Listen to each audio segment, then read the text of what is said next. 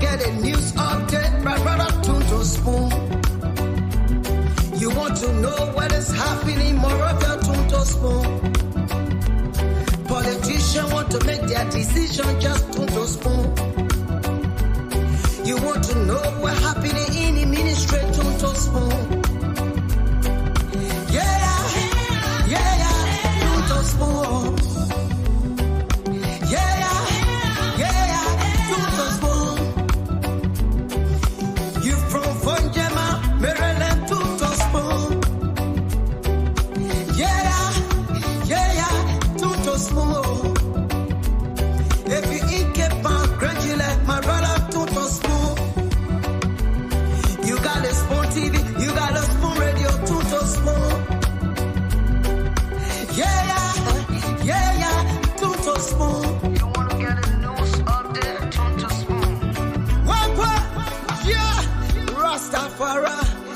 Kilibamba, kilibamba, kilibamba, kilibamba, kilibamba, kilibamba.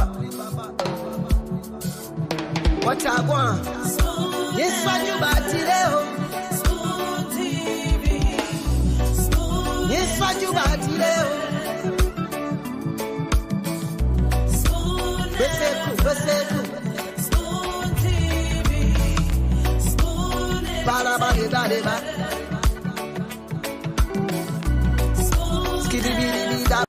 Okay, Spoon FM, Spoon Radio, Spoon TV, Spoon Network, Spoon Entertainment. This is the Spoon Network for you. This is where we're dishing out Liberia's best. I'd like to say welcome. Thanks for joining us again on another edition of the most anticipated weekend show. Of course, this is one-on-one.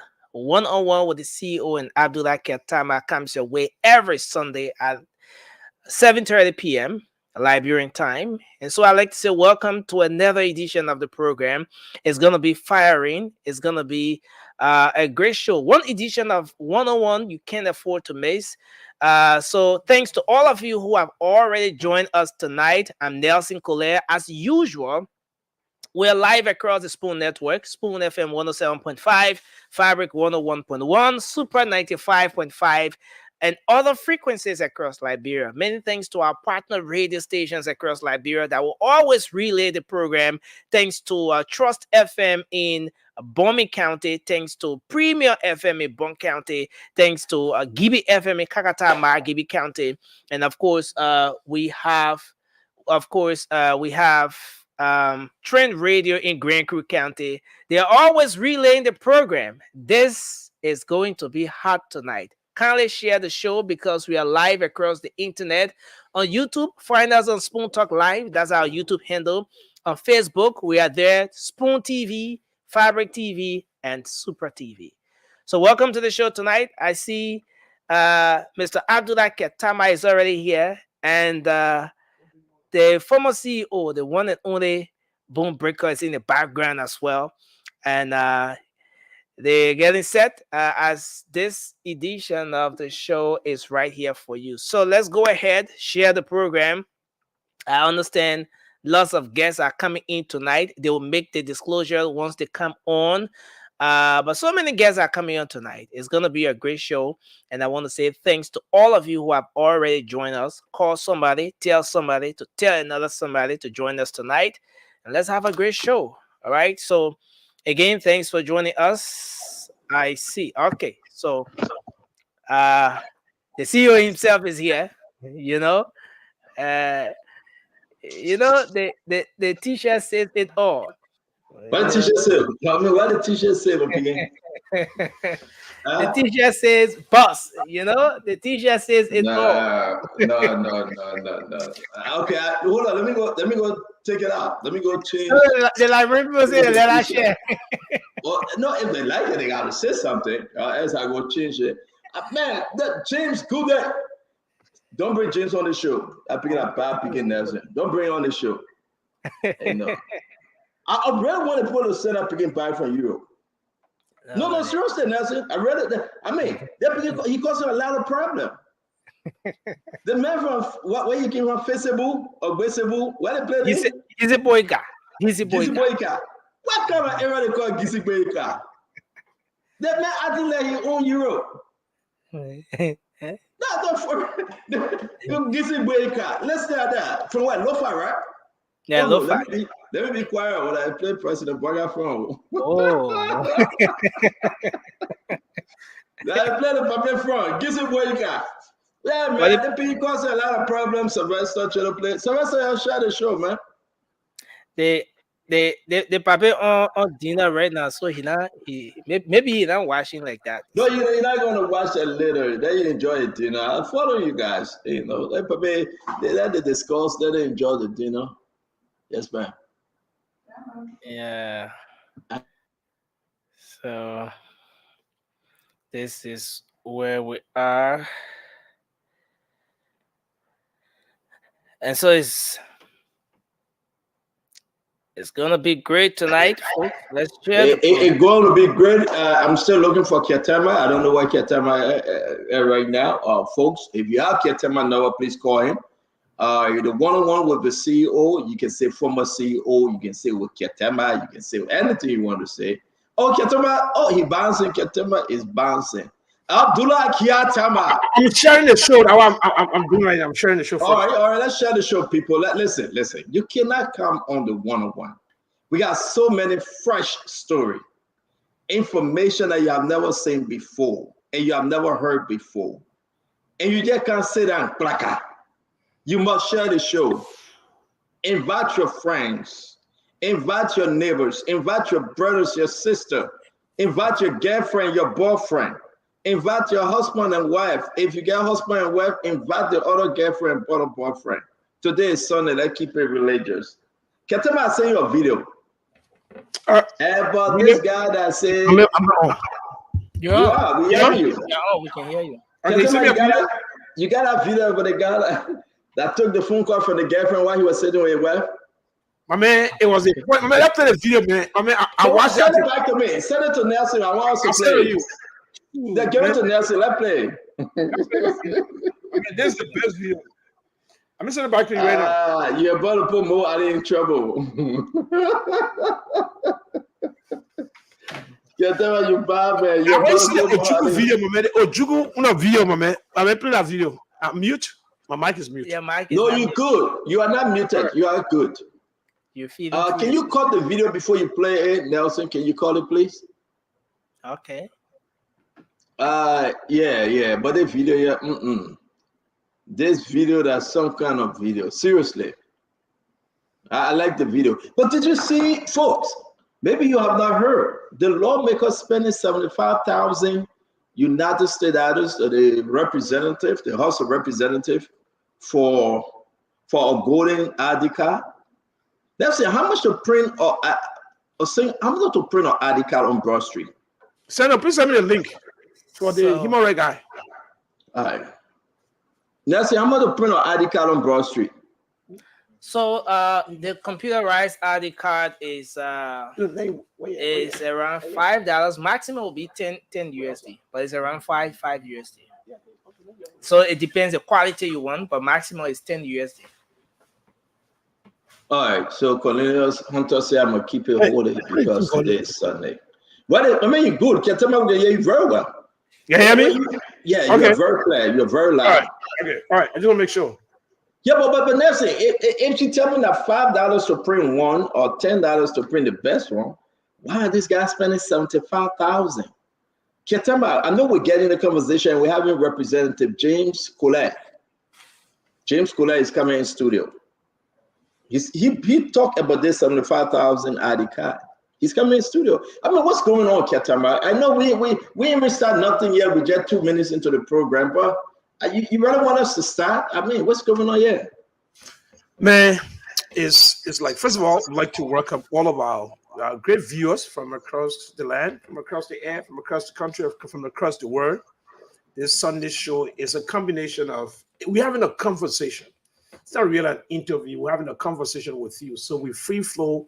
We take it from any angle, wide range of issues nationally. And most of the trending issues, we want to bring them right here and break them down and bring the players that are actually influencing the trending news and get them to be on the record to say the truth, to get us to understand what we're facing. Look, send and watch the video. I mean, 75K.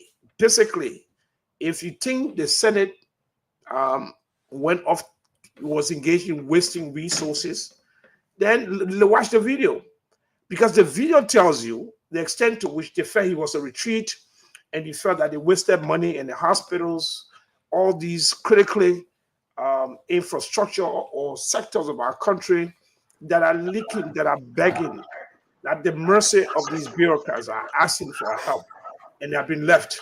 But 75,000 are for retreat for the House, not the Senate, not the Senate. And so we're gonna get into that. We're gonna also get into the war crime issue.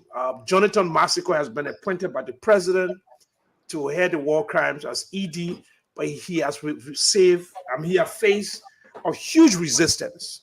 And they think, in fact, he's compromised, that the president's choice for war crime is compromised, and he was representing one of the potential players in the war. And there are a lot of issues. Human rights groups have raised their voices, different groups have raised their voices. People think he's a protege and a stooge for Funati Kofa, for certain players that are interested in creating stuff. So there's a lot of issues. We're going to unpack all of them. We're going to decouple and dissect them into bits and pieces, into chewable product for your easy consumption. And we're going to do this effectively. We have a list of guests. We have human rights. We're going to be bringing people to discuss the president asset declarations. We're going to dig deeper. We're going to bring a financial expert.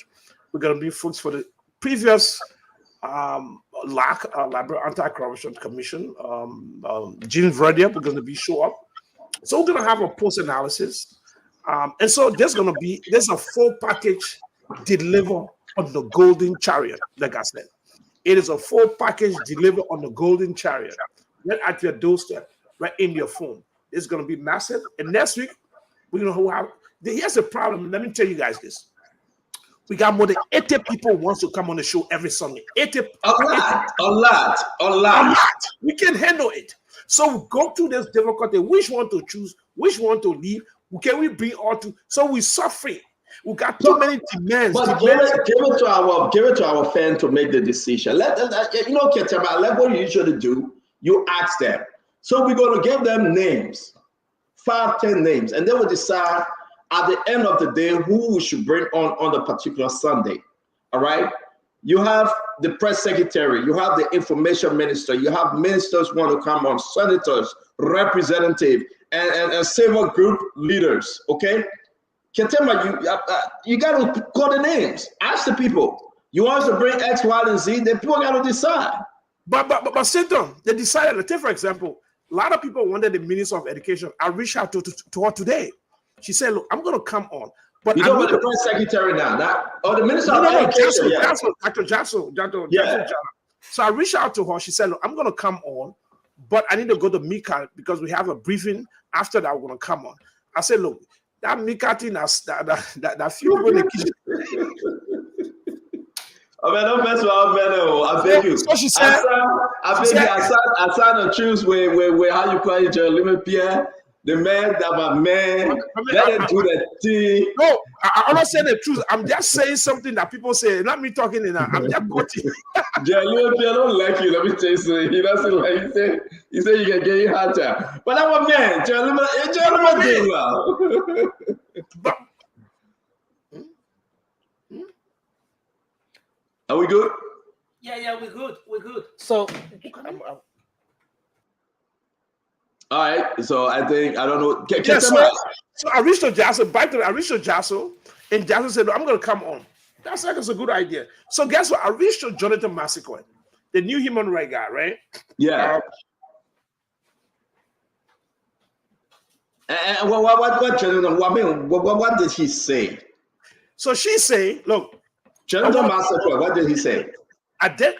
Jonathan Massacre said, "Look, I just got in. I got to serve with the secretariat, and I also sent you a response. The human rights groups have said he's a bad choice. They're mad at him. They're mad. They're blue. They're angry. I want to bring Jerome Verdier on too. Seriously, I know you don't, but something about they're speaking against Jonathan, and I know Jonathan. Mm-hmm. I know he been around the block. Mm-hmm. Get him out. I know we're going to get into this conversation. But why are they mad at him? I mean, what's the key issue here? Liberian people want to understand the key issue here. Folks, share the show, bring in the people, go on Facebook, go on YouTube, go on Twitter, go on Instagram, share the show. It's the best thing we can ever do on a beautiful Sunday. This network is not for any one political party. It's for the Unity Party, the CDC, the LPP, the ICOP, the how you call it, NPP, and all the P's. Yeah. If ACO, stand on former party, ACO, stand on party, ACO. I like the ICO party, and I want the ICO to join that ICO party. I want them to join the how you call it, the Fulani, the Fula people. Yeah. What a Fula party? Fulani Association, right? No, to be fair with you, I love competition, Ketema. Imagine you got ACO, imagine you get a Fulani party coming together. It will be one of the biggest black in the political history of Liberia. And that's why I'm praying. I hope they can come together. And we'll have that discussion, folks. But I want to say to everyone, wherever you find yourself, this is the Liberian People radio station. I will not discriminate on this radio station. Me, as long as I'm here to discuss the issue, Stanton, Alexander, Tia, Opa, Joseph Fanancon, Witherspoon will not discriminate. I will bring the good, I will bring the bad, and I will bring the ugly. We have to discuss Liberia. Somebody said, not a President Unity Party. John, yeah, go. I will push the piggy, John. If I said not a President Unity Party.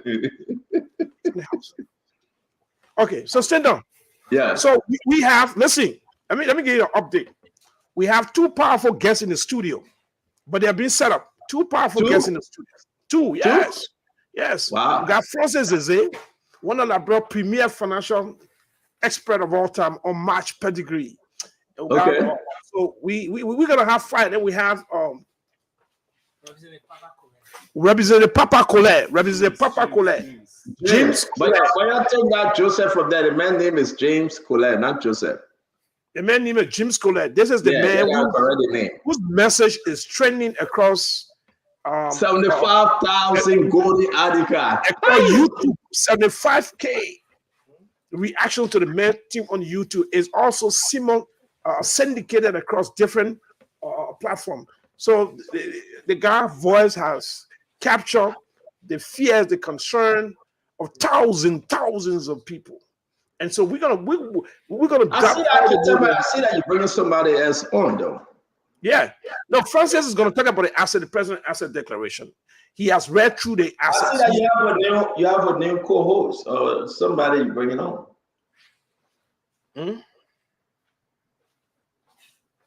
Get them you bubble.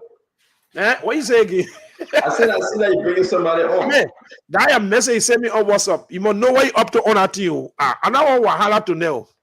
So, ladies and gentlemen, we're going to be, once the guys are set up, we're going to be starting the show. And I can say to everyone, this is the Liberian Network. We're here to tell you nothing but the truth. So help us, oh God.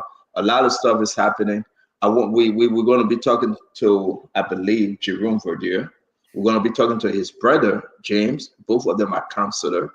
I do believe that they have something to say now. Counselor James will be making the correction. You serve as LACC chairperson. Okay? He's going to explain the line that CDC fighting over. That line that said Joseph Yima Bwaka asset declaration is in error. When he published it, he said there's an error right there. He didn't put in together the 2024 yearly income that he will be getting. So I spoke to James, Councilor James Verdier, and he said, Stanton, I'm traveling. I'll be arriving in the next 1 hour, 30 minutes to 2 hours. I will call or I will join you guys. He said that. He said, but I want you to say this to the Liberian people. They will hear from me. Let me explain what it means. Whether the president was correct or whether the seditions are correct with their argument. And I really want everybody, because if he speak, Abdullah, this man served as chairperson of LACC. He's the best person to tell the Liberian people who right or who wrong. So we happy. Now, we will be speaking to his brother. After we speak to the folks that are coming on, we have to speak to his brother, Councillor Jerome. And we will call him, we'll call Councillor Jerome to clarify this thing about Jonathan Massacre, the ED4, the War and Economic Crime Code. Maybe you can say War Crime Code or whatever it is, that was appointed by Joseph Yema Bouaka, the president, Jonathan Massacre. People say it was through Jerome Vildel, the councillor, recommendation. The councillor said he had nothing to do with Jerome's appointment, nomination. And he wanted to come and explain this to the Liberian people. We also have Representative James Papa Colette. Representative James Papa Colette, he is a certain representative that have some issue with his colleagues. And I think it's fundamentally true that we have to dig into this thing, Abdullah. 75,000 on golden ID card, the 2 buses that the lawmakers supposed to buy since January or February, where that money? People didn't know that. But here's the catch, Abdullah. They put in for the buses, but they're collecting few money for the buses. No bus, they're collecting few money. Abdullah, I hope I'm not hitting you so hard. They put in for, like Abdullah, you want to buy a new car, right? You get a car, yeah, but you're buying few. Mm-hmm. I mean, does that make sense, my fellow Liberian? The people put in for 2 buses. Same Charlie Quintan. No buses, nothing. But guess what? They are spending money on fuel. For what? Are you storing the fuel till you get the buses? After that, you gotta talk to me on this one. Something is just not right. I mean, what's going on for Nancy Cole and Melvin Cole? But talk to me after that. So wasteful spending, it doesn't make sense. So if you look at how they allocate the money, what they did, it did not make sense, and the justification are worse than the spending of the money itself. And like the idea behind it is bad. Then they create a justification that is worse than the idea that led to the very justification. So what is happening is that, look, how do we elect? You got a bunch of money. How do we eat it? How do we apply it? What is the justification we provide? These causes, retreats are a good thing, but are you exploiting the need for retreat to justify a massive financial dip from the poor coffers of the country? So I think Honorable Colette is in a better position to give us a big picture, to dig deeper, and to let the public know, because he's an important voice. He is saying, I'm here to serve my people. I'm not here to serve the interests of people who are already financially solvent and rich and well off. So I will raise my voice. I will disrupt this path to a massive onslaught on our poor and weak coffers. So that is why his voice is critical. So he's in the studio and he's ready, and we are ready as well. I know we got 4 minutes for also BS arrived, as you will call it on a beautiful Sunday. I hope Mr. Francis Zeze and Representative Colette can give us just 2 minutes out of the 4 minutes. But after that, I want to be straight up. I want to be frank with you. Something just Liberian people, you got to understand this.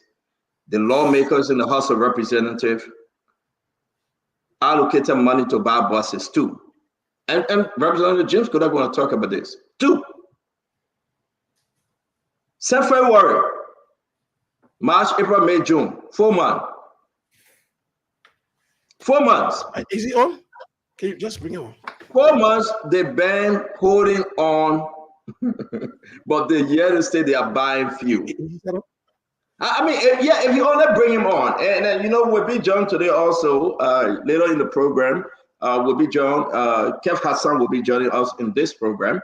Kev Hassan will be coming on to join us in this program in the next few, that we can have some addition to the show.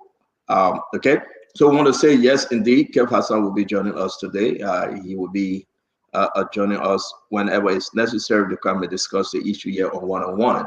Between here, September, he and I, or just 3 of us. So can we bring Representative James? Who you bring on first, Ketema? Abdullah. Take it, sir. I'm reading all your messages. My phone is open on the computer. That's what we do here, Ketema. and it's right here on the computer. When y'all bring James on again, Representative Kula, and y'all taking off. No, Get what you doing? he's on. He's on. I think it's the network or so. He's on, but we're making some adjustments. Yeah. But can he sit? Can he sit on your seat? Okay. Yeah. Yeah. And then you can bring that in, and it will help us. So, Ketema, can we bring this Francis? Is it on, or who are you starting Yeah, with? yeah. Can you bring him on? All right. So go ahead, Ketema. Welcome to the show, Mr. Francis K. Zaza. Honorable Francis K. Zeze. Yes. What is the mic? Yeah, that's his mic. Yeah. Can you adjust it to yourself? Okay. Okay. Okay. Say something. Say something. Can you hear us? Can you hear me? You are good. Thank you. You're good. Thank you. Well, to our viewers and to my distinguished co-host, Mr. Witherspoon, I would like to invite Francis Zeze. Francis is a financial expert who has a vast experience for a long time and practiced both in the US and Liberia, and has come to share with us his perspective on the asset declared by the president, looking at the asset itself and giving his perspective. And we're very excited to have him here. And we'll ask him to introduce himself, talk about his background and his obviously his experience. So, Mr. Zeze, you're quite welcome. Thank you very much. And don't keep looking at me. Keep looking at me. Yeah.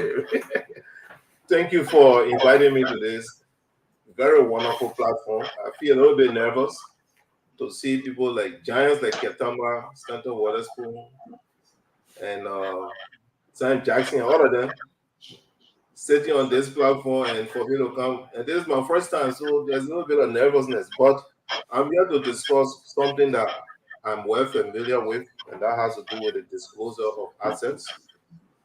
Regarding my background, I'm a finance, accounting, and tax practitioner.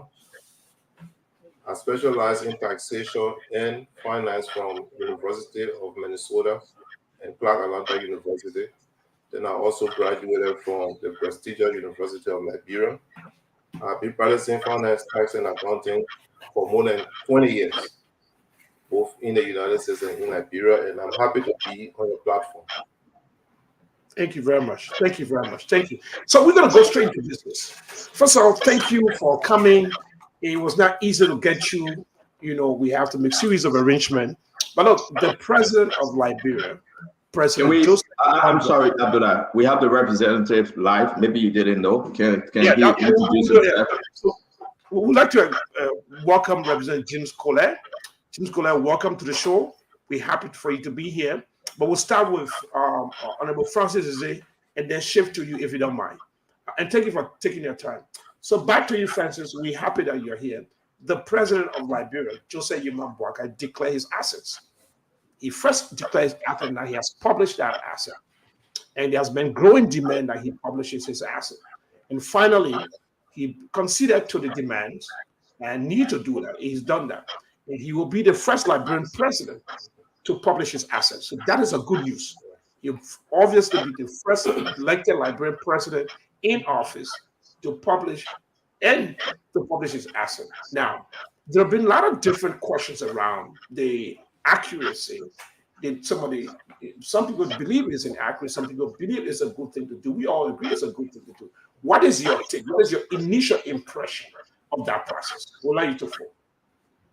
My initial impression about the whole disclosure exercise is that I see it more as discriminatory against government officials, where you making one set of Liberians to be profiled by a specific body to declare all of their income, and then another set of Liberians are not required to do that. Why don't you profile all of your Liberian income through the LRA as it used to be done? So long before the person becomes minister or the person becomes president, we all will have known exactly what the person's income looks like. But if the person has been misbehaving financially throughout their life, and one day you ask them to come and declare their asset, declaring it to the extent that it wouldn't even be verified, by anybody, there will be no validation. Whereas if the entire populace were to be required to file an income tax return on an annual basis as it used to be done or as it was required, the LRA will have the responsibility to do the tax audit and also do validation. So when days like these come, it becomes much more glaring and the information presented is much more acceptable because it will have gone through the test of time. The specific asset disclosure requirement that the president has submitted to, I think is a very good thing. And for those of us who believe in the disclosure issue, who are into taxation, we see this to be very, very encouraging. And even will strengthen our profession and career as I see it, as we make demands on people to be accountable. Okay, so hold on. I'm hearing feedback from the studio. Is anybody here? Is it good now? I'm hearing somebody talking about feedback from the studio. Just we're sorry for brief interruptions. Want to? It's I good. muted myself, Ketema. Probably it was from my end. I'm going to keep myself muted while the guys speak. All right, go ahead. Sorry. Yeah, so I'm saying that the whole asset declaration exercise, particularly the president participating, and then you have the speaker coming up to do the same thing and the vice president, all of these strengthen the wings of those of us who are in a disclosure business to make more demands on accountability. So I think it's a very good thing. Now you went through the asset that was declared by that was published by the president, declared and published. Yes. What is your take? What do you see in that? What is there any consistency? Is there any concern? Is there any area of missteps or some inaccuracies that you think you need to point out? Well, from the financial management perspective, I will obviously have questions with any financial document I look at, regardless of who put it together. And so the asset declaration is no excuse and no exception. Obviously, there are questions raised, but to conclude that it is wrong or it is in error will require a review of the document that accompany this asset declaration form, because this is the form that summarizes the information and all of the asset value of the president. And then there are documents to substantiate these assertions. A review of those documents that give this assertion will provide a basis for anyone to say it is right or wrong. But do you look at the numbers? Let's look at the income per annum. What is your thought on it? What do you see in that declaration from all angles that you think that, okay, these are, I'll put a question mark to this. I'll put a question mark to that. Is there anything, as an expert, people will be disappointed that they see something that you could not find? They'll say, but what expertise he brings, when he's basically saying there could be, some inattentive errors that were committed or in a rush to submit the declared assets. So what are your thoughts? Well, I would like to look at count 4, where the question is to list assets that are owned both in and out of the country. I don't see that listed. But I want to believe that, again, there are documents substantiating this claim. Count 4. Count 4. To you, please, which page are you talking about? Which page? That is on page 5. Page 5. Page 5. Are you referring to this? It may not be clear. This is page 7. This is page 6. This is 5. Talk to us. Yeah, this is 5. I will look at the top of 5. 5 requires a listing of assets, both in and out of the country. And then I'll also look at, obviously, I will look at 6A, where they have gross income. Well, I don't think this is a gross income of the president of the Republic of Liberia. This wouldn't be the gross income because the president of the Republic of Liberia makes, according to Google, makes $90,000 per annum, plus or minus. And then if you were to factor that, divide that by 12, you'd be talking about $7,000. So I don't think this would be the per annum income. And I don't think it would be the monthly income.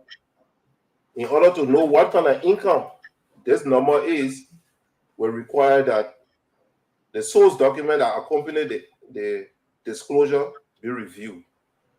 And then Okay, I finish also up. look at, Yeah, go ahead. I also look at 3A, where you have rental income. Which page? Please call the Yeah, page 3A. again, person. Page 5. Page 5. The same 3A. page 5. Okay. Yeah, 3A. I'll look at 3A because it relates to rental income. And the properties, again, are not listed on the form. But I want to believe that they might be attached to the source document of this home. And I'll also look at C. You talk about co-ownership in properties. That was not listed. But again, maybe it is listed in a document because usually these documents come with a dossier of files and folders. So a review of the comprehensive document will enable me to give some quality assurance to this.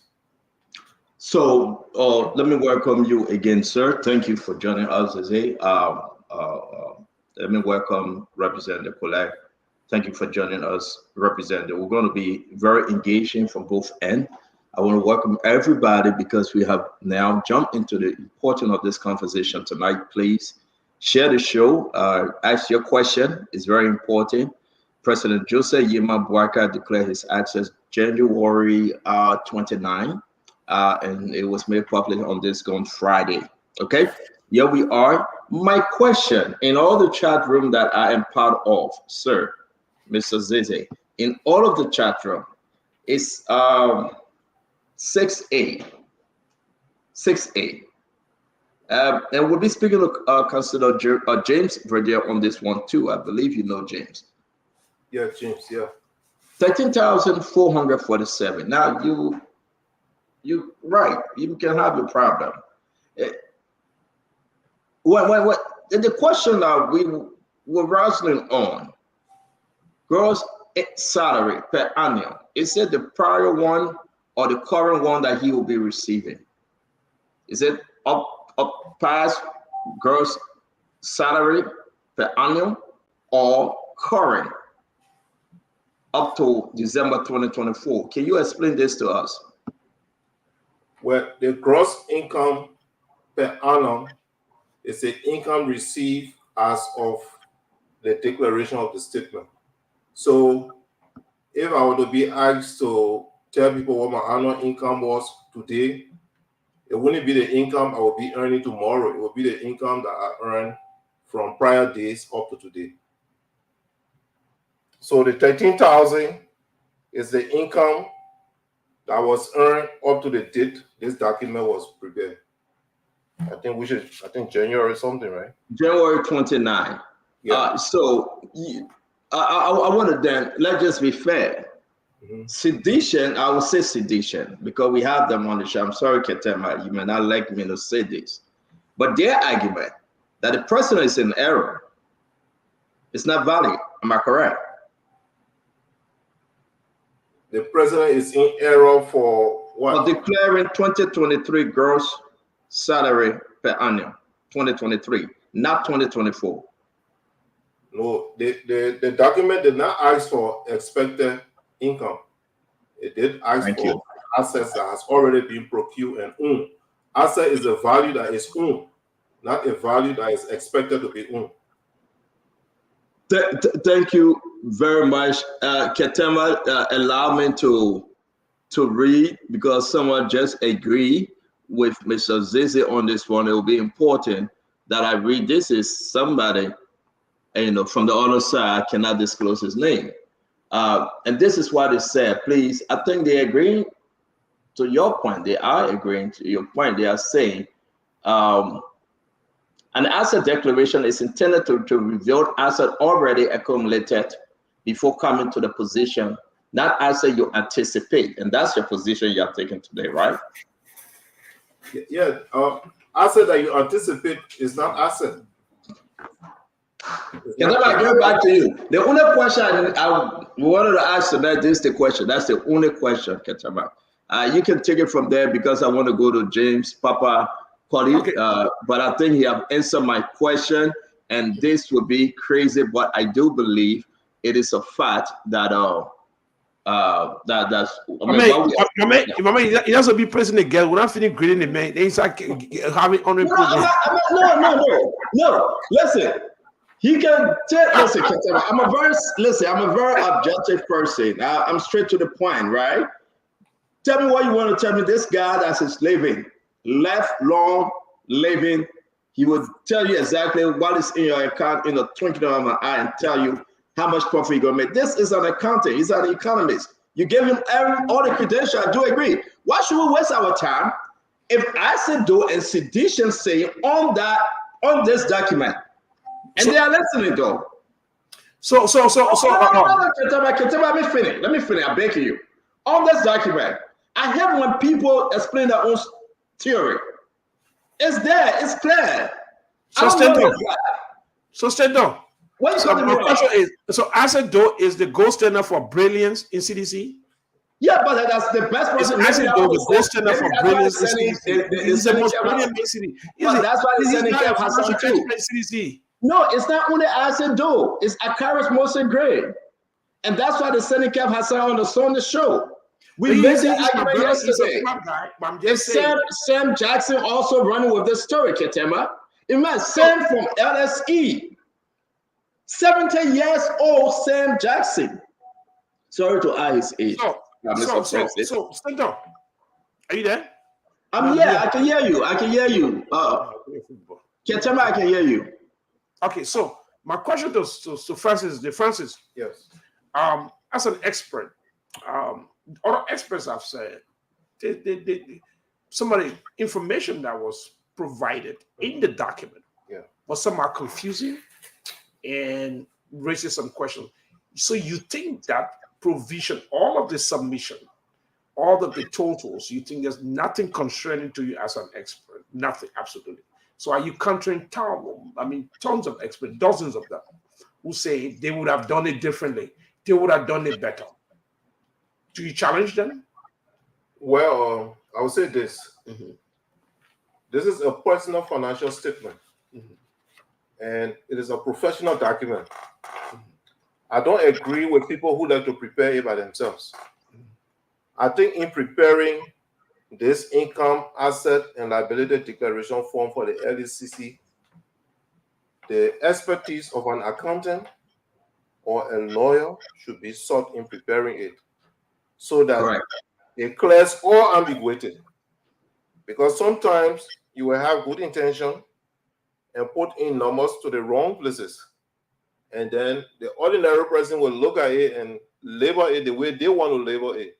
You have to know that this document represents you. Whatever you put on this document, it represents you. And as such, the services or the efforts of a professional accountant or lawyer should be sought. So I'm hearing from you. Most of the guys who do this do not seek the advice of a lawyer. So I'm hearing most of the noise surrounding this document, probably accountants are looking at it from the lenses of their accounting profession. And so they will question it a lot. And like I said, regardless of who faced the financial statement, I can look at it and question it and even borrow through it. I can borrow in any financial statement that comes from the world. I can borrow through just one too. Okay. But I only want to borrow through it only because I want to borrow through it. Okay. So basically, you are telling us that based on what you see, this document should have been prepared by first-class accountant and lawyers. That's what you're telling us. That is why we advise. No, what you see, forget about what happened, what you're doing in the future. What you see right now, you see a need for an accountant to review this document and a lawyer. You see that is missing, right? Yes. So basically, this document has not met a rigorous review process. Learning information. We gotta listen to the guests. You don't have to dive. You don't have to drive it into your. Stand up, please. No, that is his expression. Yeah. We all know that LACC needs to do validation of these submissions as they are made. No, but most of the time they don't do it. Okay, that is why I keep saying this work should go to LRA. LRA will do the follow-up. Trust me, and they will audit. So, But let me so, ask you a As it question. is, Ketan, let me ask a nobody knows question. what's in this accession. It's just an accession. so Mr. basically, Sese, as an accountant and a man who has dealt with assets and also dealt with all the huge gambit of finance, you think, and this is a larger question in the country. People are declaring an asset, and those are unverified assets. They're like, I own this, Yeah. I'm worth this, and nobody verifies that. Right. And so, what purpose is that? Does it not undermine the original idea that drove into existence the very concept of asset declaration? Of course. If it's not verified, But- what good is it It if does. it's not verified? It does. And that is why I'm saying this work should have remained with the LRA as it used to be. Back in the days when I went to LU, when Francis Johnson Morris was teaching us accounting, we were made to prepare the income tax return. And it was very similar to the one that is done in the US. But somehow after the war, they removed that from the tax code. And that is why these documents cannot be verified on time. But in order for them to be verified on time and for them to receive the objective and meet the objective standard that they intend, it needs to go to the department that has the capability, the skills, and wherewithal to do that. And that is the LRA. okay, let me ask a question. I know Yes, before I forget, 1 second. 1 second, I beg you. No, the president declared he got cow. Mhm. I love cow. I sent on yes. love cow. Yeah. All love cow. Right. But here's the interesting thing. He declared what the cow, but he doesn't declare the land the cow will own. Is he leasing the land? He own the land. He just say he got cow. But is it a farm? You declare a farm, you declare the rest on the farm, but you don't tell whether you own the land or the farm, or what are your thoughts on that? Were you not concerned when you saw that? Well, maybe he has a cow in his yard. You can't in what yeah. Yeah, he has a very big backyard. Oh, and I saw the cow there though. The guy. I went in the president yard and I saw a very big cow, very huge one there. In his backyard, very huge. I've never So- seen a cow that big. you know, let me say that. Let me ask the question, Mr. Sese, right? And I believe I know where Ketama coming from with this. This thing is over. In the history of Liberia, a certain president declared his asset, published his asset. Say what you want to say, argue, find a different thing. I think now it left with LDCC to make the different correction. Am I wrong, Mr. Sese? A lot of issues. People would like Ketama talking about who own the land and who own the cow. The grass the cow eating, who own it. And this thing will come up from a opposition. We understand. I'm not saying Ketama is an opposition, though he once was an opposition, but he fled. So it's okay. But what I'm saying here is that at the end of the day, looking at Jeremiah Kwankun, the vice president asset declaration, looking at Prince Moyi, Yomli Kanga Lawrence, and the rest of them, don't you think it's a big problem? Because they all declare this thing differently, Mr. Sese. I have everything here. Are we seeing an issue that LDCC have to address immediately with all the different answers to this same one document? Well, if I got you right, are you saying should this be an issue that LCC should address immediately? Yes, the ambiguities of this form. The form is confusing. The Yes. form, like CDC said, listen, is also declared for 2024. Unity Party said no, it's 2023. Mo Ali have to take his asset declaration back for correction. You got Prince Moyi declaring his asset in this way. You got Jeremiah Kuhn answering the question differently. You got Yomli saying no, this is the right way to do it. Everybody have their own way to do this one form. Yes. That is Your advice, address the public to that. And I think this should be addressed because LDCC have to make this different correction, correct? Yes, but that is why it is a money matter. Money matters are very, very debatable. Have you heard any conclusive statement about Donald Trump's tax return? The Nope. Democrats are going to look at it from their lenses and say it is a fuzzy number. I mean, the Democrats will say it's a fuzzy number. The Republicans will say the numbers are real. And so is the president. You're talking about the president of the Republic of Liberia. I don't expect the citizens to say that this document is good. I just told you that I can bore hole in any financial statement. Okay, what If hole? you read this one, I can bore hole through this one. So what hole you saw in the And one? so, What hole you saw in the no, I one? don't intend to bore hole in this. Why? What are you protecting? I'm not protecting anything, but I just don't intend to do it.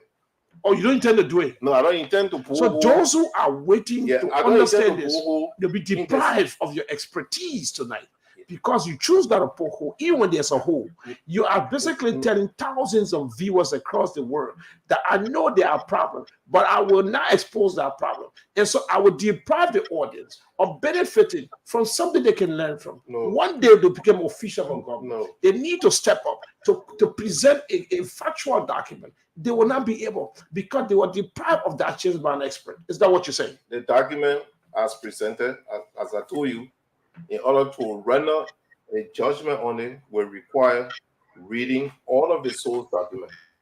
The source document that accompany this filing will have to be reviewed before any financial person can render a good opinion on this. But in terms of going home and making noise, as everyone is doing, we all are capable of doing it. And we could spin it, as the CNN people would say.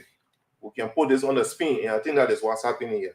Okay, so I'll ask the last question before Stender come in, and then I think we're about to go to Colette. Look, if people take oath on a oath of perjury to submit this document, so how will we know if this document is accurate if LACC is not saying we have done a rigorous scrutiny and verification process, or we have a verification regime or scheme to make sure that the accuracy of these submissions can be held up?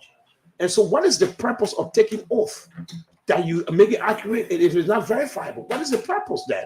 I mean, you're like, Yes, I mean, look at it from that lens. The LACC should obviously, on the basis of their responsibility, go and validate this document. But should they only pursue the president document to validate, or they should pursue every other public official who makes a filing? The way we do it from the tax perspective is we do a random selection of tax returns, and then we audit them. If you go after a particular person, it may look like you're pushing the person.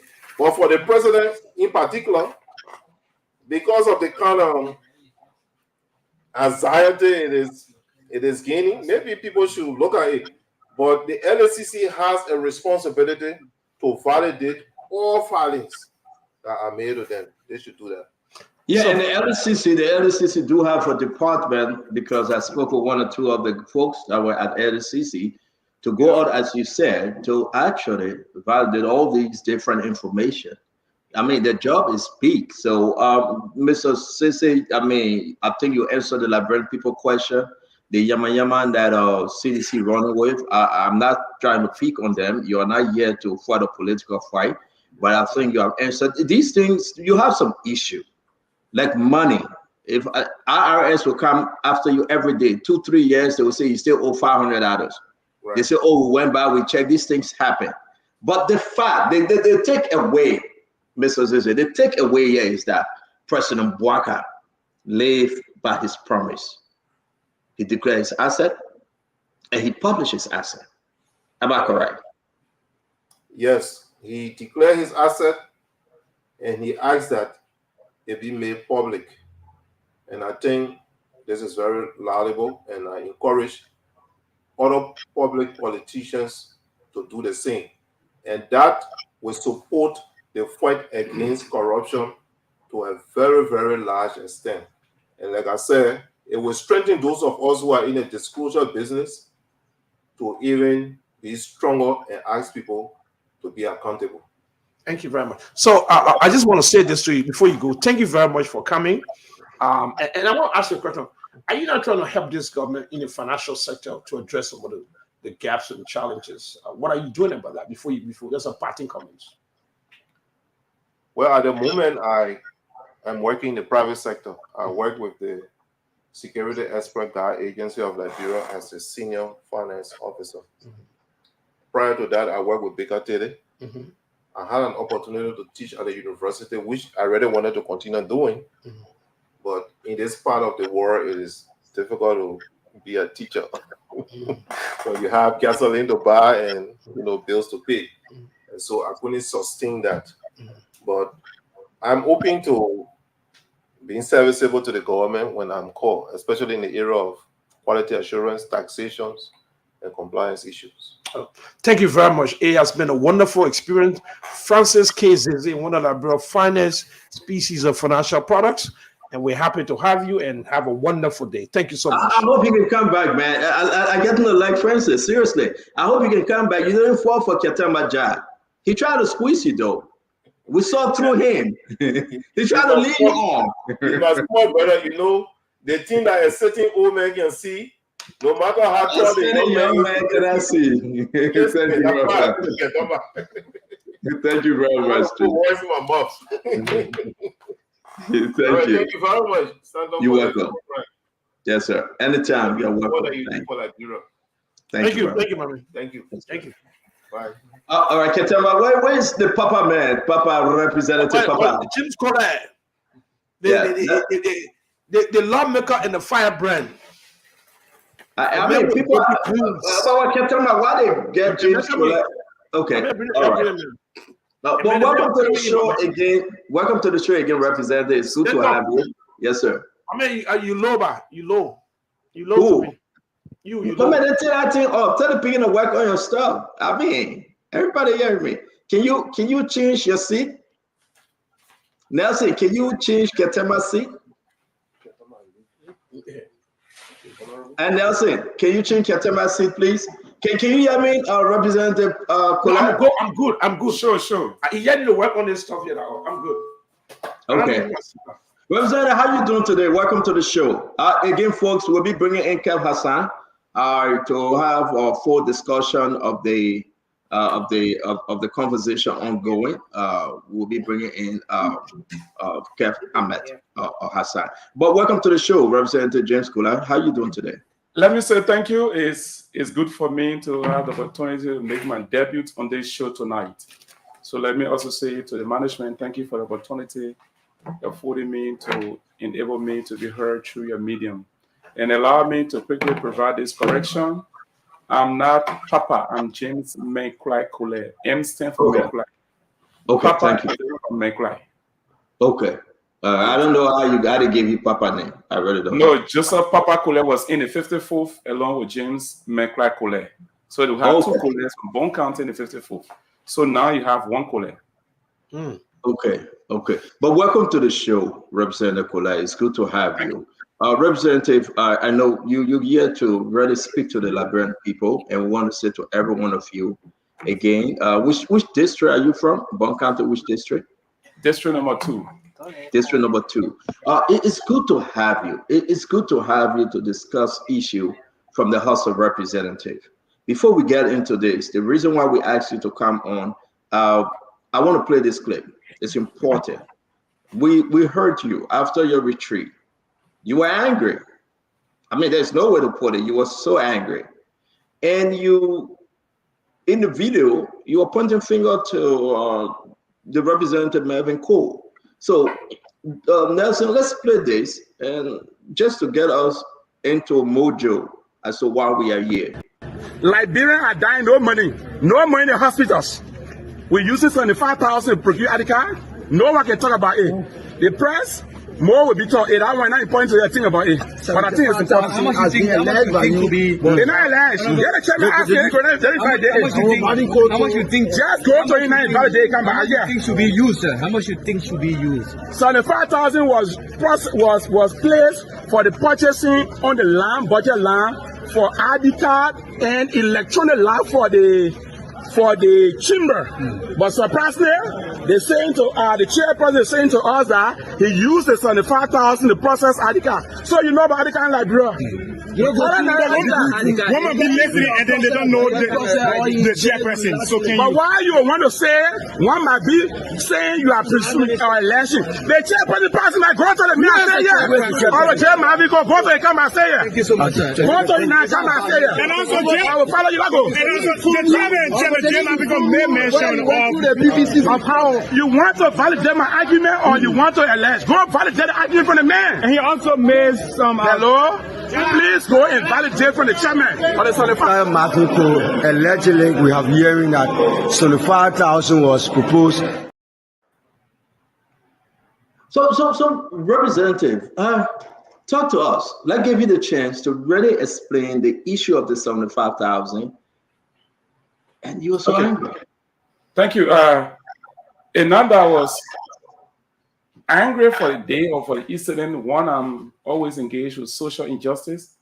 I'm always angry because I think that our people, anyone for the matter that deserves something, once it's captured for them, it is intended for them, they should receive it. But to have things or allocated for people and one or two persons wanting to use it for their own personal gain, I think is not something good for society, and it's an act of marginalization. And once I see attribute of such, I'm always angry. In a nutshell, I hate injustice. So quickly to the issue of the 75,000. You recalled months back in February when the legislature, specifically the 55th, took seat. But then the former regime has used 1/12 of the budget. So after using the 1/12 of the budget, and the president held this 100 days deliverables, they needed to be supported with the necessary funding, but the 100 days, the 1/12 could not speak to that. So the president, through the executive, made a proposal to the national legislature. And that proposal, if my memory serves me right, it was in the tune of 41.3 million United States dollars. That 41.3 million United States dollars took into consideration several line items. I cannot maybe recall all of those line items that money took into consideration or the amount, but few of the line items I remember was the issue of the first claims. We have 1.7 million. The issue of debt servicing, we have 57 million, which was about 14%, 5,700,000, sorry, which was about 14%. The issue of compensation, we had about 63%, which was about 26 million. And the list goes on. For time's sake, I may not read it all. Under the policy priorities, you had 100-day deliverables. Under the 100-day deliverable, you have about 5%, which amounted to 1,900,142 United States dollars. Under the which was captured there as 2.2, which was the policy priorities. So yeah, if you check further down, we have something for the HOR and the Senate called goods and services. When they first came from the executive, the Senate was captured at 150,000. The House of Representatives was captured as 250,000. Even the office of the vice president was captured at 28,500, while the office of Minister of State for Goods and Services was captured at 188,000 when it came from the executive. After a series of consultations, back and forth meeting with the leadership of the legislature, the two houses were able to receive an increment. The Senate, instead of benefiting 150,000 for goods and services, under this for the 1.3 million, they benefited 300,000. Instead of the House of Representatives benefiting 250,000, which constituted initially as 1% from the executive, the House of Representatives was able to benefit 700,000 United States dollars. And the intent of this 700,000 United States dollars was captured on goods and services, according to the report received from leadership. According to the report that was received from leadership, they said to us that we have 700,000 that is captured for us on our goods and services. And the intent of this 700,000, we intend to procure ID cards for staffers and lawmakers. We intend to, what we call the banners, prepare banners where you have the various lawmakers' photos on it with the administrative heads, that is the sergeant at arms, the chief clerk, deputy chief clerk, and if possible, departmental heads, because we also have similar banner within the 54th. So they said they're going to print one. They also said to us that they intend to purchase 2 buses for the staffers. And one person who think that the buses was needed at the time, because bear with me, the highest paid staff we have is the chief of office staff. The chief of office staff earned less than $600 United States dollars. So they have to transport themselves. They have to take care of their personal activities. In some of our wisdom, we think it's not sufficient. You have other people in the building who earn like $250 United States dollars monthly to transport yourself. Look at the transportation cost in Monrovia. The transportation cost in Monrovia is very high. In this 700,000, they also said to us that they're going to take care of the issue of the generator. We had generator, but the generator was damaged. They needed to repair this generator. They also said to us, in this 700,000, there were other administrative issues, like the issue of electronic lock. They said they were going to purchase and install electronic lock or called security access to the building. The various entrances, that was intended, according to leadership by then, in a briefing to us, to avoid people just roaming throughout the building. So if you have electronic locks, devices installed at those various entrances, people have to perhaps use their ID card to open it, or perhaps use fingerprint to open it. So those are issues that were discussed with us. But it was interesting to note, since then, some of these things have not come to reality. Even I can remember when back then they gave us 50% of a monthly gasoline from this 700,000. So it rather been something that has been branding many of us. We have engaged leadership on it. We have had conversations with the relevant authority, and to no avail.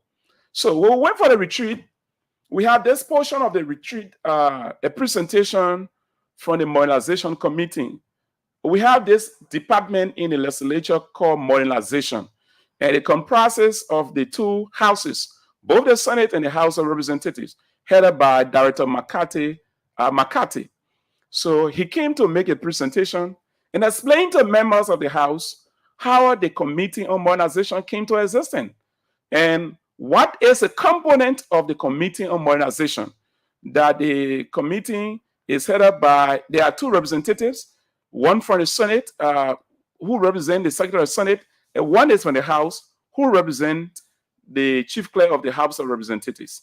And they gave us an understanding of how they want the work of the legislature to be digitized. They gave us a blueprint. They gave us a diagram of a modern chamber. So there were other presentations were done along the process. So at that point, colleagues were raising inquiry, observations, and several other things. They wanted to know how things were working with such a beautiful plans. And taking into consideration, the director told us that this modernization, we need to do another program, I want to use the exact words. He said to us that what we have, the plan we have, it needed to be validated, a new one to be validated, because the time this one was issued for, I think if my memory serves me right, it should have ended around 2010 or 2013. So it means that modernization plan from 2006 to 2013 or 2010, it was no longer in existence. You will bear with me, in such a digital world we live in. You're still looking at 2013 document to modernize the chamber or the legislature. I agree with him. We needed to do more work in helping to modernize the area. So I beg you, let me hold you there. Because I'm working on a lot of stuff and I just don't want to lose track. It's good to have you. Welcome again. Let's start with the first thing, please, and we'll give you a chance to go ahead. Let's talk about the 75,000 and the buses. Why are you so interested in the 75 when the 75 is only giving a roadmap to the full discussion? There are bigger figures. I know. So we gotta clean the round of Opaso and hold together Opaso, right? Okay. We are from Liberia now. So let's talk about the 75,000. What's going on? The 75,000 were put in the budget. You guys ran with the 75,000. Do you have your ID card? Do you have the binder? Do you have the electronic log? So I say to you, no. We don't have the banners. We don't have the electronic logs. And even as I speak to you, I have not taken my ID card because they attempted taking my ID card first. And it was interesting to know, this is one of the things I raised to the chairperson.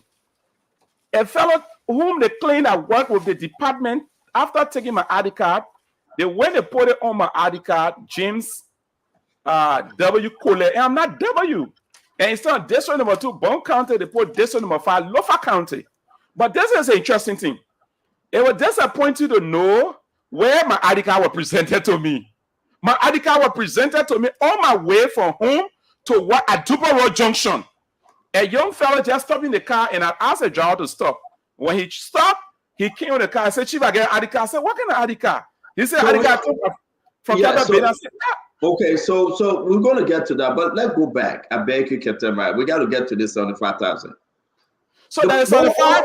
Yeah. I'm trying to give you. What's the purpose of the 75,000? Just this 75,000. Get it clear, CEO. I said to you, 700,000 was intended for goods and services. Correct. But all our goods and services in our own working, there was a breakdown of that 700,000. And I said 75,000 was to be used for the purchasing of electronic logs for the entrances. It also helped us with attendance for some administration staff. Or this may come to work, this may come to work, it may not come, it may not yet. So with the fingerprint. Yeah. So electronic log and what? Electronic logs, that's what I'm saying to you. That's what it's all. For the 75,000? For 75,000. Is it also to print out ID card? No, the ID card, as far as I'm concerned, ID card portion was different. Okay, so that's why I want us to take it slow. So the 75,000 was only intended for electronic logs. Sure. Wow. So this 75,000 is intended for electronic log. The portion of the money that goes to print a banner with law maker photo was different. Okay, so do you have electronic log now at the Capitol building? And I categorically said to you, no. We don't have from that. Except there's electronic log in. Let me learn it. I see you.